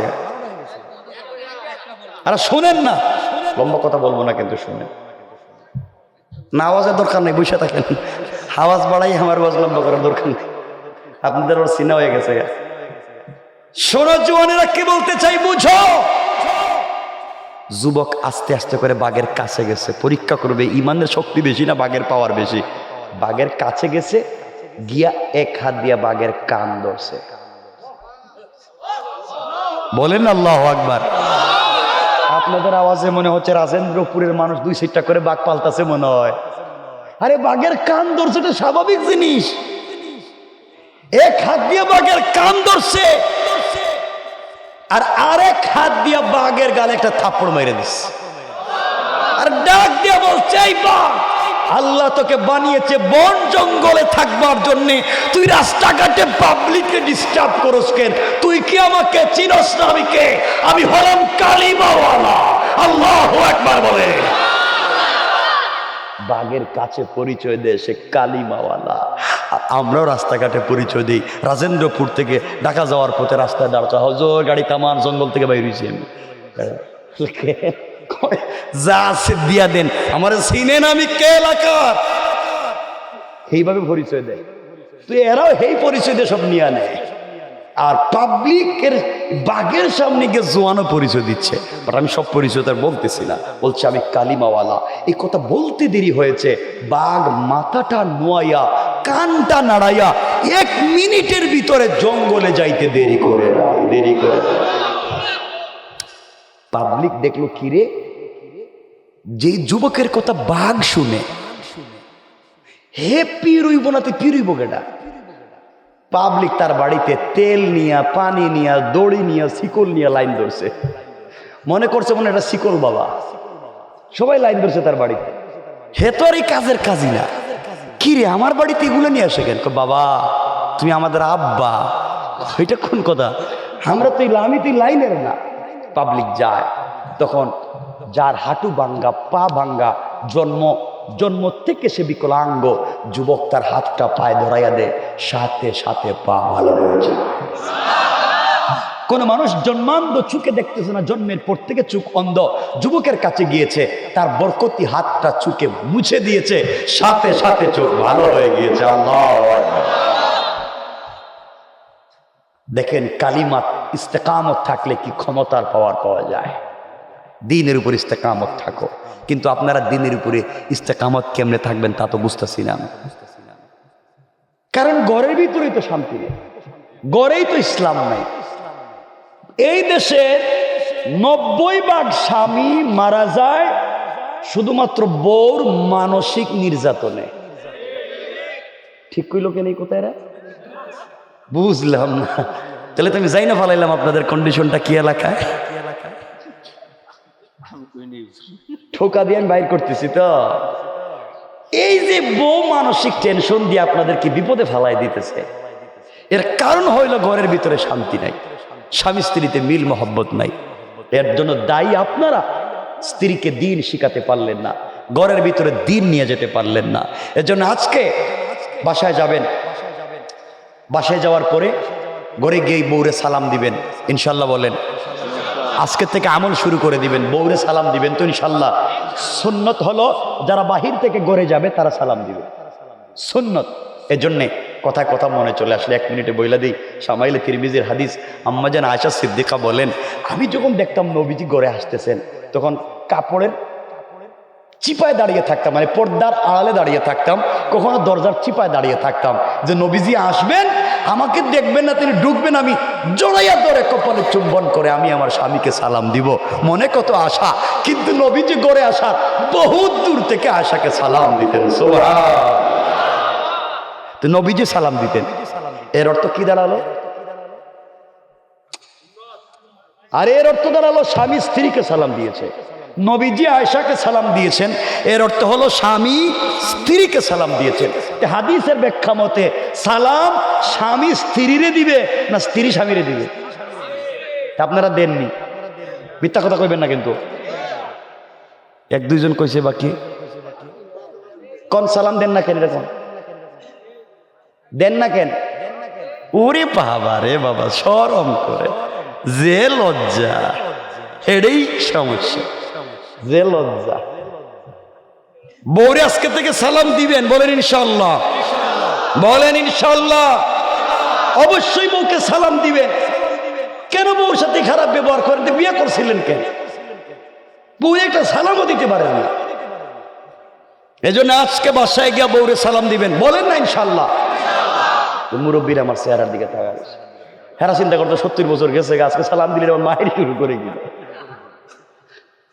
সালাম দিবেন, আজকে দরজায় দাঁড়ায় গিয়ে বলবেন, বউ আসসালামু আলাইকুম ওয়া রাহমাতুল্লাহ। বউ কই, বউ মা, রে আজকে কোন ভূতে ধরলো? জীবনে সালাম দে না, আজকে দেখি সালাম দে। আপনি বলবেন ভূতে ধরছে না, ওয়াজ কাজে লাগছে, ওয়াজ কাজে লাগছে, ঠিক কিনা বলেন? দেখেন কথা কিন্তু রাইখেন, আমি খবর নিব কিন্তু। আল্লাহ জানে এলাকার মহিলারা শুনতেছে নি, ঘরে গেলে খবর আছে আপনাদের। তাই তাইলে তো আজকে বাইচা গেছেন আপনারা। আমার নিয়তি ছিল এই সম্পর্কে ওয়াজ করবো, আজকে নিয়ত পাল্টাই দিছে এখানে বৈশা, নাহলে আজকে কে ঘরে যাইতে পারতেন না ঠিক মতো। কারণ বউরে বানাইছেন কামলার কাজের বুয়া, সারাদিন বউরে দিয়ে কাজ করা, এটা কই পাইছেন? আজকে আমার উত্তর দেওয়া লাগতো। বাইচা গেছেন আপনারা আজকে এই ব্যাপার থেকে। সুতরাং সালাম দিবেন তো। মাঝে মাঝে বউরে নিজের হাতে খাওয়াইয়া দিয়ে, মুখে উঠাইয়া খাওয়াইয়া দিয়ে। আর হাসতেছে কেন? কে রে? কন্যা? আরে বউরে নিজের হাতে খাওয়াইতে লজ্জা হচ্ছে কি? এই হাদিস তো বহুত শুনছেন, বহুত সুবহানাল্লাহ বলছেন যে নবীজি আম্মাজান আয়েশাকে নিয়ে বসতেন খাবারে, তো আম্মাজান আয়েশা গোশতের যে টুকরা মুখে নিয়ে চাবাইয়া রেখে দিতেন, রসুলে পাক এই টুকরা মুখে নিয়ে চাবাইতেন। এটা শুনেন নাই? কোন স্ত্রীর মুখের খাবার স্বামীর মুখের খাবার, স্ত্রীর মুখের খাবার স্বামী এভাবে যদি উদল বদল করে খায়, নবীজি বলেছেন 30টা রূপ থেকে তারা মুক্ত হয়ে যায়। আর আপনার বউ যদি মুখ থেকে গোশতের টুকরা বাইর করে করে জামাই খাও, তাহলে থাবড়ে দাঁতু ছড়াই দিতে পারে, বিয়া করছি তোমার মুখের খাওয়ান খাইতাম করি, ঠিক না? এটাও ঠিক কয়, আমি বুঝতেছি না। এরা তো সব উল্টা কথা কয় দেখতেছি, এরা তো বউরে পিঠা দেখতেছি, বুঝলাম না কই লই আইছে আমার। এজন্য স্ত্রীকে মাঝে মাঝে মুখে উঠে খাওয়াইবেন, বলেন ইনশাআল্লাহ। আমি তো জানি আপনাদেরকে আমার চিনা আছে, তো আপনারা তো নিজের বউরে খাওয়াইতে পারবেন না, আপনারা তো খাওয়াইতে পারবেন পাশের বাড়ির বাবিরে, পাশের বাড়ির বাবিরে, ঠিক কিনা কোন? ঠিক কয়, এইটাও ঠিক কয়। আর জানা হয়ে গেছে তো, সব বুঝ হয়ে গেছে। কি খারাপ হইছে এরা, ঠিক আছেন তো আপনারা? রাত্র কিন্তু কাটায় কাটায় 12টা 2 মিনিট। আমি সংক্ষেপ করে দিচ্ছি, কিন্তু শোনেন, আমি সংক্ষেপ করে দিচ্ছি, শোনেন আমার বন্ধুগণ, কথাগুলো শোনেন সংক্ষেপ। এখন এদিকে আর না, কথা সংক্ষেপ করে দিই, খুব মনোযোগ দিয়ে শুনবেন। জোয়ান পাবলিক তার কাছে আসে, এই খবর যে আমাদের দেশে একটা যুবক কানা লোককে ভালো করে দেয়, লুলা লোক বিকলাঙ্গ লোককে সুস্থ করে দেয়, হাত দিলেই মানুষ ভালো হয়ে যায়, এই খবর পুরো দেশে পৌঁছে গিয়েছে। এমনকি যেই বাচ্চা তারা বিদেশে ইনভেস্ট করে টাকা পয়সা খরচ করে পড়াইয়া জাদু শিখেছে, এই বাচ্চার মন্ত্রণালয়ে খবর পৌঁছে গেছে। সুবহানাল্লাহ বলবেন না?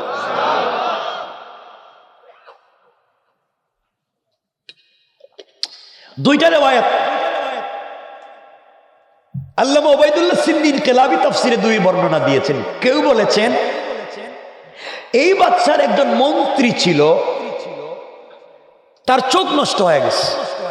আর কেউ বলেছেন এই মন্ত্রণালয় এই বাচ্চার একজন অর্থমন্ত্রী ছিল, সে ছিল জন্মান্ধ, কিন্তু ব্রেইন ভালো থাকবার কারণে বাচ্চাটাকে মন্ত্রী বানাইছে। ও বেচারা যখন জানছে আমার দেশে একটা যুবক আছে কানা লুকরে ভালো করে দিতে পারে, আচ্ছা কোন তো হে কি যাবে না, হাদিয়া তোহফা উপহার উপডুক নিয়া এক বহর নিয়ে ছুটছে আব্দুল্লাহর বাড়িতে। আব্দুল্লাহর বাড়িতে যখন ঢুকতেছে, আব্দুল্লাহ কই কি রে, অর্থমন্ত্রী দেখি আমার বাড়িতে, হে মন্ত্রীর সিগনেচারে তো আমার পিছনে টাকা খরচ করলো, হের দস্তখতে তো এই দেশে কালিমা বন্ধ হয়েছে, এখন হে আমার বাড়িতে কে করেছেন? আল্লাহ বলেছেন অহংকার করা যাবে না, অহংকার আর মহত্ব যদি করো আমি আল্লাহ চাইলে থাপড়াইয়া 10 তলার থেকে গাছ তলায় নামাইয়া দিতে 1 মিনিটও দেরি হবে না, ঠিক কিনা? ছিলেন অর্থমন্ত্রী, এখন আইছেন আব্দুল্লাহর বাড়ি। আইসা বলতেছেন বাবা তোমাকে তো চিনতে পারলাম না, শুনছি তুমি চোখ ফিরাইয়া দিতে পারো, আমি তো চোখে দেখি না, তুমি যদি আমার চোখ দিতে পারো যা চাইবা তাই পাইবা। আব্দুল্লাহ চিন্তা করলো, শেষ পর্যন্ত আমার কাছে আসছে, ওর দস্তগতই তো কলিমা বন্ধ হয়েছে। আব্দুল্লাহ মনে মনে ডাক দিয়ে বলতেছে আল্লাহ তাআলা এই মন্ত্রীর কারণেই তো টাকা পয়সা আমার পিছনে খরচ করে বিদেশে পড়ানো হইল, শেষ পর্যন্ত মন্ত্রী আমার বাড়িতে পৌঁছে গিয়েছে। আয় আল্লাহ তাআলা তুমি কি পারো না এই দেশে দিনকে জিন্দা করে দিতে? যেই সংসদে যেই মন্ত্রণালয়ে কালিমা বন্ধ হয়ে গিয়েছে ওখানে কি তুমি সেই কালিমা পৌঁছে দিতে পারো না? আব্দুল্লাহ ডাক দিয়া বলছে মন্ত্রী আমি তো চোখ দিতে পারি না, চোখ ফিরিয়ে দিতে পারবেন একমাত্র আমার আল্লাহ। মন্ত্রী বলতেছে আল্লাহকে, আমাদের তো আলাদা কোনো আল্লাহ নেই, আমাদের খুদা ইউসুফ জুনাওয়াস আমাদের বাদশা। তা আসতে বললেন কেন? আমাদের বাদশাই তো আমাদের খুদা। আব্দুল্লাহ বলছে ও মন্ত্রী তোমার বাদশা যদি তোমার খুদা তাইলে আমার কাছে শৌকের জন্য আইসো কেন? তোমার বাদশা দিতে পারে না? ঠিক কিনা ধরে বলে নাকি? মন্ত্রী দেখলো বিপদ তো কঠিন দেখা যায়। ও মন্ত্রী তোমার বাদশাই যদি আল্লাহ হবে, নিজের নাকের সেন্টার ঠিক নেই, ঠুট মুটা, পাও রেল লাইনের মতো ফাড়া ফাড়া, চোখ দুটো ছোট ছোট, চেহারাও ইথিওপিয়ার মানুষের মতো কালো, নিজের সুন্দর করে বানাইতে পারছে না, আরে আসমান জমিন বুঝে সুন্দর করে বানাইছে, পাটপারি করো। মন্ত্রী কই এত সাহস কার আমার বাদশার নিয়ে কথা বলে? ও মন্ত্রী চোখ আমি দিতে পারবো না, চোখ দিতে পারবেন আল্লাহ। এখন চিন্তা করেন আপনি কি করবেন? আল্লাহ দিতে পারবেন মানে আমি কি করতে হইব? আপনি কালিমা পড়তে হইব। সুবহানাল্লাহ বললেন না? আব্দুল্লাহর উদ্দেশ্য হলো মন্ত্রী তোমরাই বাইর করছো সংসদ থেকে কালিমা, তোমরাই আবার জিন্দা করবা।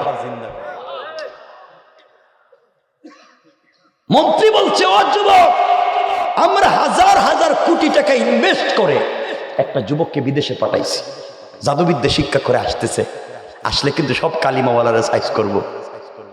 আব্দুল্লাহকে আমি তো হেই আব্দুল্লাহ, আল্লাহু আকবার বললেন না? কৌশলটা কার? কি কৌশল আল্লাহ করেছেন? আমি তো হেই আব্দুল্লাহ। তুমি ওই আব্দুল্লাহ? ইয়া তো জাদু শিখছো?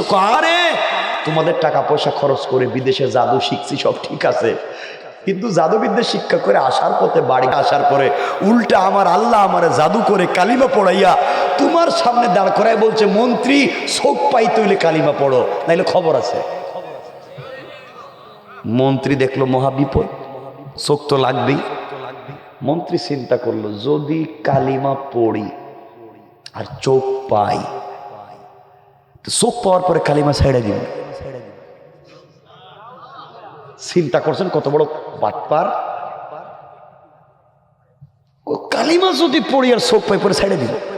দেখেন না আমাদের দেশে, যদি আমি পাওয়ার পাই, ক্ষমতা পাই, অমুক তমুক হতে পারি, এই কর্ম সেই কর্ম, পরে দেখবেন মাইক্রোস্কোপ লাগাই হেরার খুঁজে পাওয়া যায় না। ঠিক কিনা জোরে কোন? ওর নাই, ভাগছে। তো মন্ত্রীও চিন্তা করছে করি কি। চিন্তা করলো কালিমা পড়ি, চোখ পাইলে ছেড়ে দিব কালিমা। আব্দুল্লাহ কালিমা পড়াও। আব্দুল্লাহ কালিমা পড়াই দিচ্ছে। কালিমা পড়ানোর পরে চোখে হাত দিয়ে বলছে, আল্লাহ এর নিয়ত ভালো না, এটা বাটপার, কিন্তু আল্লাহ এর জবানে তো আমি কালিমা চালু করে দিয়েছি। আল্লাহ আমি তো সংসদে কালিমা চালু করতে পারবো না, তুমি চাইলে নেফাক মানুষকে পবিত্র করে তার মাধ্যমে তো কালিমা চালু করতে পারো। আল্লাহ তুমি তার চোখটা ফিরে দাও। বলতে দেরি, মন্ত্রীর চোখের আলো আসতে দেরি হয় না। মন্ত্রী দেখছে আমারও তো দেখা যায় সব ঠিক আছে। আব্দুল্লাহ হাত দিয়া তুফা নেও, কালিমা পড়ছি গেলাম। আব্দুল্লাহকে কই যাইবেন? কালিমা পড়লাম, টাকা পয়সা দিলাম, যাই। কই জিনা, কালিমা অর্ধেক হইছে। বাকি অর্ধেক কি? জাতা দিব, জাতা। মন্ত্রী জাতা দিলে আর কি হয়? বহুত জাতা তো আমি দিছি জীবনে, কিছু ওই না দেখি। এবার আব্দুল্লাহ মন্ত্রীকে বুকের সঙ্গে জড়াইয়া আল্লাহ কি ডাক দিয়ে বলছে, আল্লাহ তাআলা তুমি চাইলে সব করতে পারো। আল্লাহ আল্লাহ তার ভিতরে বড় মানুষকে দিয়ে তো বড় কাজ করানো যায়। আয় আল্লাহ তুমি তাকে শুদ্ধ করে দাও, পবিত্র করে দাও, অন্তর থেকে কুফরি, নিফাকি, শিরকি সব দূর করে তোমার ইলমে মারিফতের নূর দিয়ে মুনওয়ার করে দাও। এই কথা বলে চোখের পানি ছেড়ে বুকের সঙ্গে জড়িয়ে যখন দোয়া শুরু করে দিয়েছে, চিৎকার করে মন্ত্রী বলছি, আব্দুল্লাহ তুমি আমাকে ছেড়ে দাও বাবা, তোমার একটা চাপে মনে হয় আল্লাহর আরশ পর্যন্ত পরিষ্কার দেখা যায়। আব্দুল্লাহ ছেড়ে দিছে। মন্ত্রী বলতেছেন, বাবা তুমি কি করলা? এই যে জমানে শান্তি পাচ্ছি, আমি এতদিন শান্তি পাইনি, এত হাজার কোটি টাকার মালিক হইয়া কি কালিমা পড়াইছ? শান্তি শুধু না, পাওয়ার আর ক্ষমতাই মনে পাইছি। আব্দুল্লাহ আজকের থেকে তুমি নেতা, আমি তোমার কর্মী, আমরা দুজনে দেশের দিন জিন্দা করি। আব্দুল্লাহকে মন্ত্রী এখানে দরকার নাই, আপনি সংসদে যান, ওখানে গিয়া দেখেন কি অবস্থা, ওখানে শুরু করে। সংক্ষেপ করে বলতেছি, 12টার উপরে হয়ে গেছে। পরের দিন ধরেন সংসদ অধিবেশন বসছে। পরের দিন বাদশা বসা, ইউসুফ জুনাওয়াজ বাদশা তার ডাইন পার্শ্বে দেখে অর্থমন্ত্রী বসা, কিন্তু অর্থমন্ত্রীর 2-4 জন নিয়ে সংসদে আসতো। আজকে দিকে একা একা আইসা কলম দিয়ে লিখতেছে। জিজ্ঞাসা করো, মন্ত্রী চোখ না তোমার কানা ছিল, চোখে দেখো কেমনে? বাদশা চোখ দিয়েছেন আমার আল্লাহ। আল্লাহু আকবার জোরে বলেন, আল্লাহু আকবার জোরে বলেন। বাদশা কয়, আল্লাহ প্রায় 30 বছর পরে সংসদে আল্লাহর নাম। বাদশা কয়, আল্লাহ কো কি? আমি না তোমাদের আল্লাহ, আমি না তোমাদের খোদা? আপনি আস্থা বেহুদা। খোদা হইলে কেমনি আপনি? আপনার তো কোনো কোয়ালিটি ঠিক নাই। মন্ত্রী খবরদার, মন্ত্রী কিন্তু আমি বানাইছি, গড় বাড়ি আমি দিছি, কে আর কালিমা কর, কে আর আল্লাহ তুমি জানো না? আব্দুল্লাহ রে পাঠাইছি বিদেশে, ও আসতেছে সাইজ করবো, কই আব্দুল্লাহ তো কালিমা পড়াইলো। আল্লাহু আকবার বলেন না? কৌশলটা কার? কথা তো লম্বা হয়ে যাইতেছে, কিন্তু 12:15 না, বুঝতেছেন না তো আপনারা। আমার জুম আছে তো,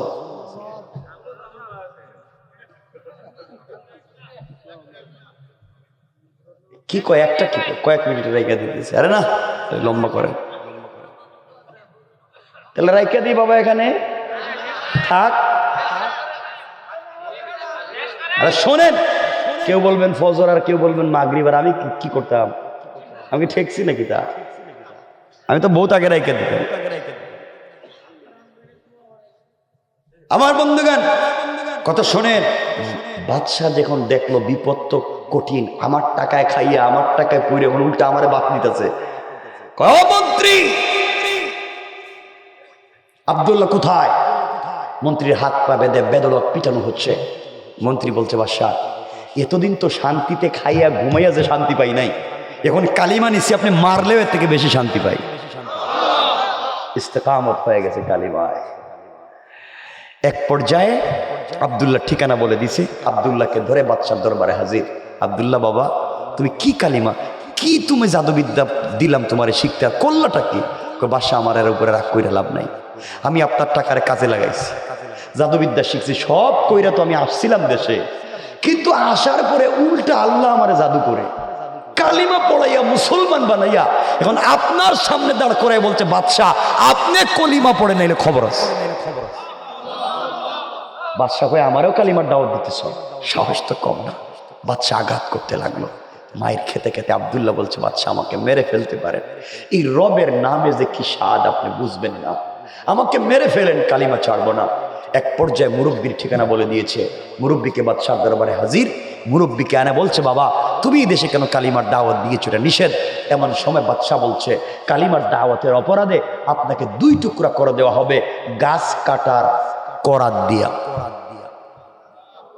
আহা, জীবন্ত মুরব্বীর মাথার মধ্যে গাছ কাটার করাত লাগিয়ে 2 টুকরা করে দেওয়া হলো। হাসতে হাসতে শহীদ হয়ে গেলেন, 1 মিনিটের জন্য কালিমা ছাড়লেন না। আমি কি মেসেজ দিতে চাই বুঝতেছেন আমার কথা? আমার মুসলমান বন্ধুগণ গভীর মনোযোগ। এবার বাদশা ইউসুফ নওয়াজ আব্দুল্লাহকে বলছে আব্দুল্লাহ রে, এই মুহূর্তে বাবা তুমি কালিমা ছেড়ে দাও, আমি আমার দেশ নাজরান অর্ধেক তোমার নামে লিখে দিব। কত বড় তার সামনে কত বড় হাতছানি দিতেছে। আব্দুল্লাহ ডাক দিয়ে বলছে বাদশা রে, এত বড় লোভ আমাকে দেখালেন, আপনি যদি গোটা জমিনের গোটা দুনিয়ার পূর্ব থেকে পশ্চিম উত্তর থেকে দক্ষিণ গোটা পৃথিবী আমার নামে রেজিস্ট্রি করে লিখে দেন, কসম রব্বে পাকের জাতের সব কিছুকে লাথি মেরে ফেলে দিতে পারি, কিন্তু 1 মিনিটের জন্য আল্লাহর তাওহীদকে ছেড়ে দেওয়া যায় না। এবার বাদশা ডাক দিয়ে বলছে আব্দুল্লাহ রে, তুমি যদি কালিমা ছেড়ে দাও, আমার শুধুমাত্র কেবলমাত্র একটা মেয়ে আছে, ওই মেয়েটাকে তোমার কাছে বিয়ে দিব, তুমি আমার মেয়ের জামাই, বাকি পুরা আমি মরে গেলে পুরা দেশের মালিক তুমি। আব্দুল্লাহ ডাক দিয়া বলছে বাদশা ইউসুফ নওয়াজ, আপনি যদি কালিমা ছেড়ে দেওয়ার বিনিময়ে আমাকে 1 হাতে চন্দ্র সূর্য উঠাইয়া দেন আর 1 হাতে জান্নাতের হুর এনে আমাকে বিয়ে দিতে চান, সব কিছুকে ফেলে দিতে পারি, কিন্তু দুনিয়ার জমিনে বেঁচে থাকাকালীন সময় 1 মিনিটের জন্য আল্লাহর নাম আমি ছেড়ে দিতে পারি না। এবার বাচ্চা সব জিনিসে ব্যর্থ হয়ে গেল। ব্যর্থ হয়ে রাগের বশবর্তী হয়ে আব্দুল্লাহকে ডাক দিয়া বলছে আব্দুল্লাহ রে, এই মুহূর্তে তোমাকে দুনিয়ার থেকে বিদায় করে দেব। এই কথা বলে 70 জন সেনাবাহিনী দিয়া, স্পেশাল ফোর্স দিয়া আব্দুল্লাহর হাত পা বেঁধে পাঠিয়ে দিল, যাও সব থেকে আমার দেশের সব থেকে উঁচা পাহাড়ের উপরে নিয়ে যাও, পাহাড় থেকে ধাক্কা দিয়ে নিচে ফেলে দিবা, যেন হাড্ডি গুড্ডি সব চুরমার ভেঙ্গে চুরে চুরমার হয়ে যায়। আব্দুল্লাহকে পাহাড়ের উপরে নিয়ে যাওয়া হলো, পাহাড় থেকে আব্দুল্লাহকে ফেলে দিয়ে হত্যা করে দেওয়া হবে।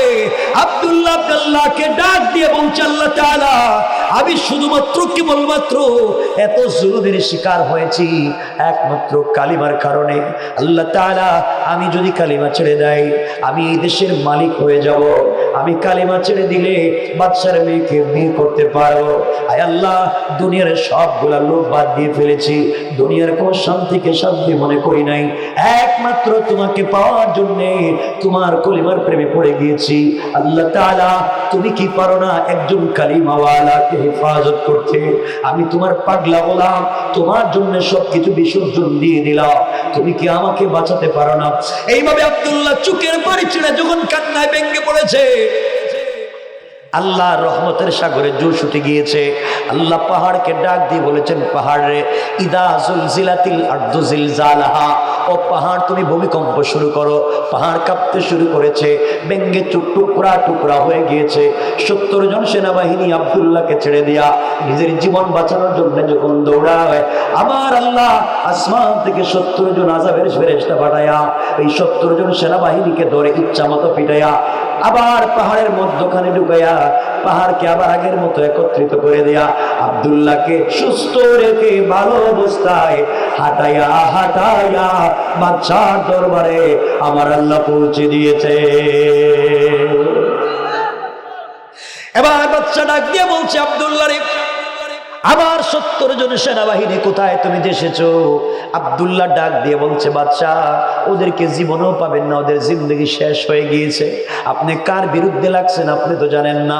বাদশা আরো মাথা গরম হয়ে গিয়েছে, আরো 70 জন সেনাবাহিনীকে দিয়ে বলছে, যাও আব্দুল্লাহকে এবার নিয়ে যাও তোমরা সাগরে, সাগরের মধ্যখানে নিয়ে উত্তাল তরঙ্গের মধ্যখানে তোমরা তাকে ফেলে দেওয়া, যেন জীবন ধ্বংস হয়ে যায়। এমন সময় আব্দুল্লাহকে নিয়ে যাওয়া হলো। মধ্যখানে যাওয়ার পরে আব্দুল্লাহকে ফেলে দেওয়া হয়েছে, আব্দুল্লাহকে ফেলে দেওয়া হবে। এমন সময় আব্দুল্লাহ মুচকি মুচকি হাসে, আল্লাহকে ডাক দিয়ে বলছে, আল্লাহ তাআলা আমি তোমাকে একটা মিনিট কথা বলতে চাই। আয় আল্লাহ তাআলা, এই মুহূর্তে আপনি যদি আমাকে ওখানে না বাঁচান, আমাকে যদি না হেফাজত করেন, কাফেরেরা বলবে তোমার ক্ষমতা পাহাড়ে চলে কিন্তু সাগরে চলে না। আল্লাহ তুমি পাহাড়ে বাঁচাতে পারো, সাগরে বাঁচাইতে পারো না। তোমার ক্ষমতা নিয়ে টিটকারি করবে, মস্কারা করবে। আল্লাহ তুমি কি আমাকে পাহাড়ের মতো সাগরে বাঁচাইয়া দিতে পারো না? রব তোমাকে কমিটমেন্ট করলাম, ওয়াদা দিলাম, এই মুহূর্তে তুমি যদি আমাকে সাগরে বাঁচাইয়া দাও, কথা দিলাম এই দেশের সকল জনগণের কানে কানে আমি আব্দুল্লাহ তোমার কালিমার দাওয়াত পৌঁছাইয়া দেওয়ার ওয়াদা দিলাম। আল্লাহ রহমতের সাগরে জোশ উঠে গেল। সাগরকে আল্লাহ বলে দিলেন, সাগর রে আর দেরি করা যায় না, উত্তাল হয়ে যাও। সাগর উত্তাল হয়ে গিয়েছে, তাদের নৌকা ভেঙ্গে টুকরা টুকরা হয়ে গিয়েছে। 70 জন সেনাবাহিনী আব্দুল্লাহকে ছেড়ে দিয়ে নিজের জীবন বাঁচানোর জন্য যখন দৌড়ায়, এমন সময় আমার আল্লাহ আসমান থেকে আযাবের 70 জন ফেরেশতা বানায়া এই 70 জনকে ধরে ফেরাউনের মতো কাদামাটি খাওয়াইয়া জনমের মতো সাগরের নিচে ছেড়ে দিয়া আব্দুল্লাহকে সুস্থ রেখে ভালো অবস্থায় পানির উপর দিয়া হাঁটাইয়া হাঁটাইয়া বাদশাহ দরবারে পৌঁছাইয়া দিয়েছে। আল্লাহু আকবার জোরে বলে। এই মাইকে তখন কথা কইতেছি, 12:30 হয়ে যাইতেছে, কি করবো বুঝতেছি না, আপনারাও বুঝতেছেন না। কিছু কও না কেন, রেখে দিতে লম্বা হয়ে যাচ্ছে তো ভাই। আরে কে ফিনিশিং বাবা, ফিনিশিং স্যার কতক্ষণ যাইব হিসাব আছে? এতক্ষণ ওয়াজ করছে, কয় ঘন্টা হয়েছে হিসাব ঘড়িতে দেখো তো, অল্প হয়েছে কয় কেড়ে, 2 ঘন্টা হয়েছে, খবর নাই।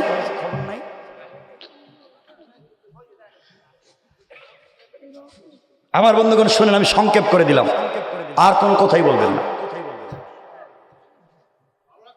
আরে ভালো লাগলে কি কিছু কয় না, ভালো লাগতেছে। আমার মাইক একটা নিয়ে আইছেন গুরুস্থান থেকে, সারকাত হয়ে সাকারাত চলতেছে এটার এই মুহূর্তে, এটার অ্যাপেন্ডিক্সের ব্যথা ধরছে না, আর কয়ের না কোনো। আমি বলি একটা, আমার কণ্ঠের সাউন্ডটারই চেঞ্জ করে দিচ্ছে, আমার সাউন্ডই চেঞ্জ।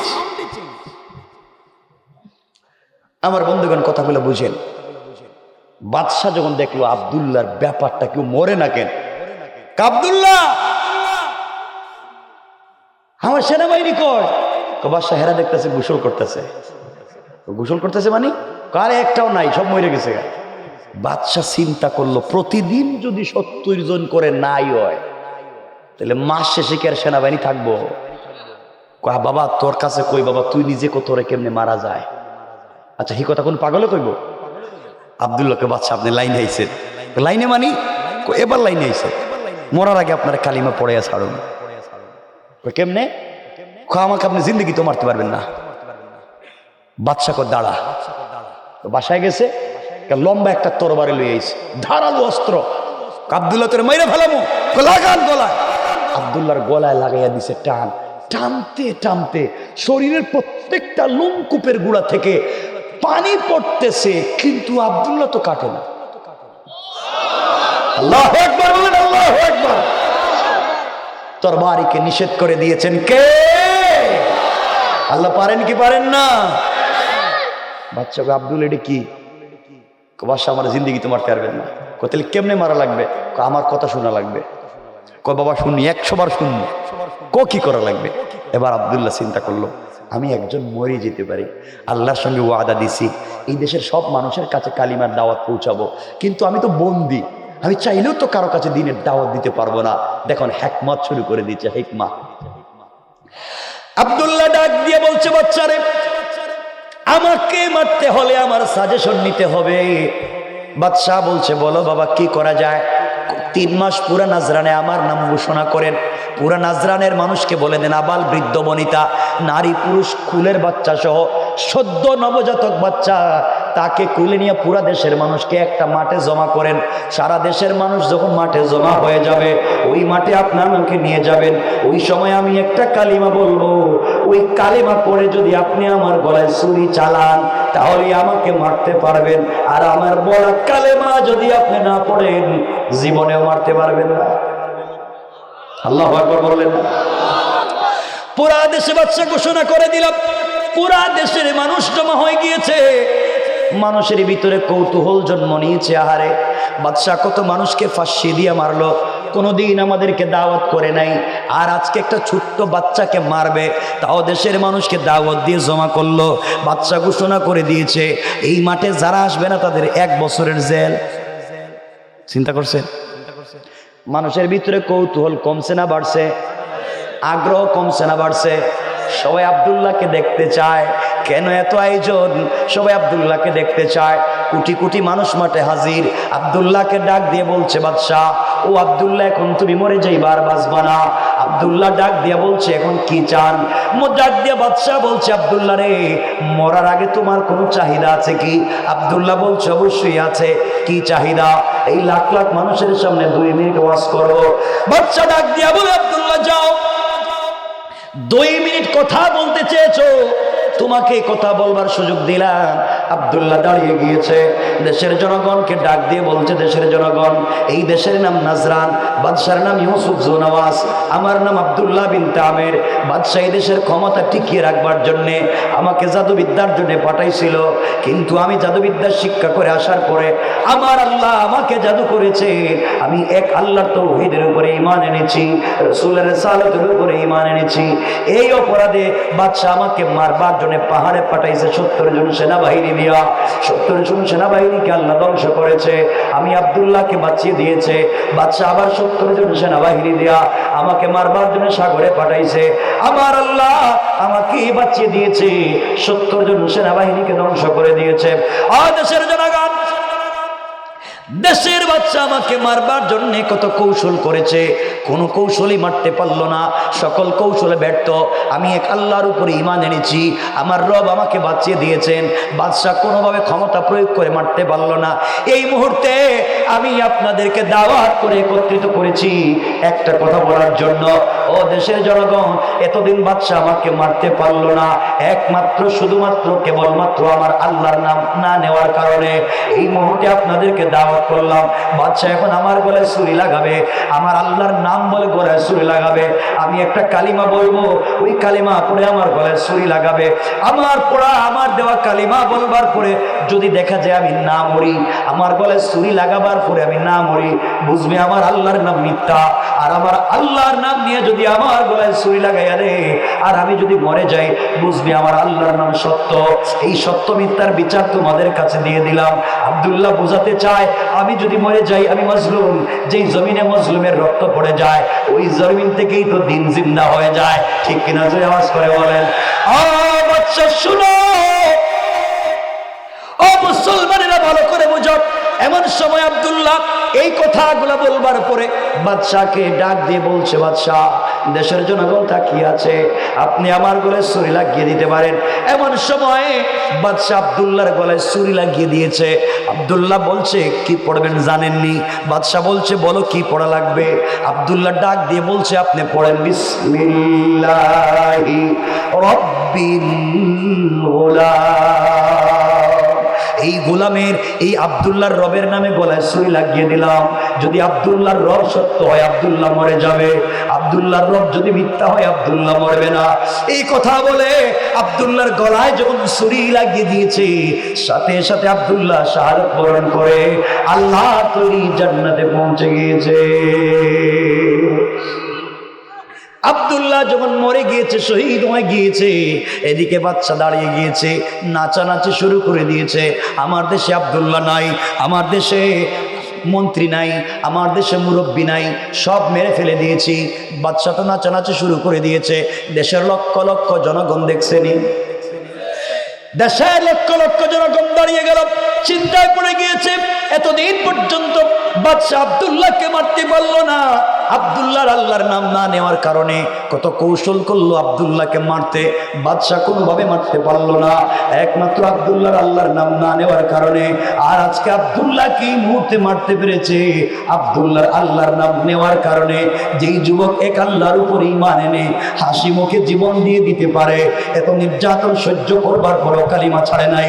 আমরা জনগণ বুঝতে পেরেছি এই আব্দুল্লাহর আল্লাহ সত্য আল্লাহ, আব্দুল্লাহর পড়া কলিমাই সত্য কালিমা।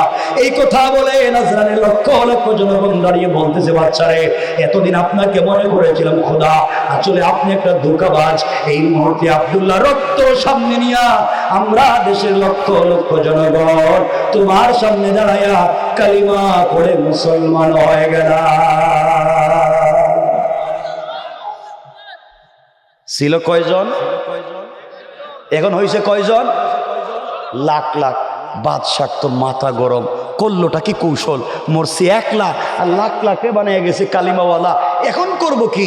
বাদশার হয়েছে আরো গরম মাথা। এখন বাদশা গর্ত খনন করা শুরু করছে, বড় বড় গর্ত খনন করে আগুন জ্বালাইতেছে। এই কথা আমার আল্লাহ আমার তেলাওয়াতকৃত আলোচ্য আয়াতে বর্ণনা করতেছেন। কসমের পরে রব বলছেন, কুতিলা আসহাবুল উখদুদ, যারা গর্ত খনন করেছে তারা ধ্বংস, আর নারী দাতিল ওকুদ, যারা গর্তে আগুন জ্বালিয়েছে তারা ধ্বংস, ইদহুমা আলাইহা কুদ, যারা গর্তের পারে বসে তামসা দেখছে তারা ধ্বংস। আসুন আমার নজওয়ান, আমার মুসলমান ভাইরা, এখন গর্ত খনন করা হচ্ছে এই মুসলমানদেরকে জ্বালাবার জন্যে, আগুন জ্বালানো হচ্ছে মুসলমানদেরকে মেরে ফেলবার জন্যে। এখন গর্ত খনন করলোটাকে, তামসা দেখলোটাকে, আগুন জ্বালাইলোকে, আর আল্লাহ কোন জায়গা থেকে বাতাস ছেড়ে দিলেন, আগুন নিবাইয়া দিলেন কেমনে, বাদশা মরলো কেমনে, পুরা দেশে আগুন জ্বললো কেমনে, মুসলমানরা বাঁচলো কেমনে, লম্বা কথা রাইখা দিলাম।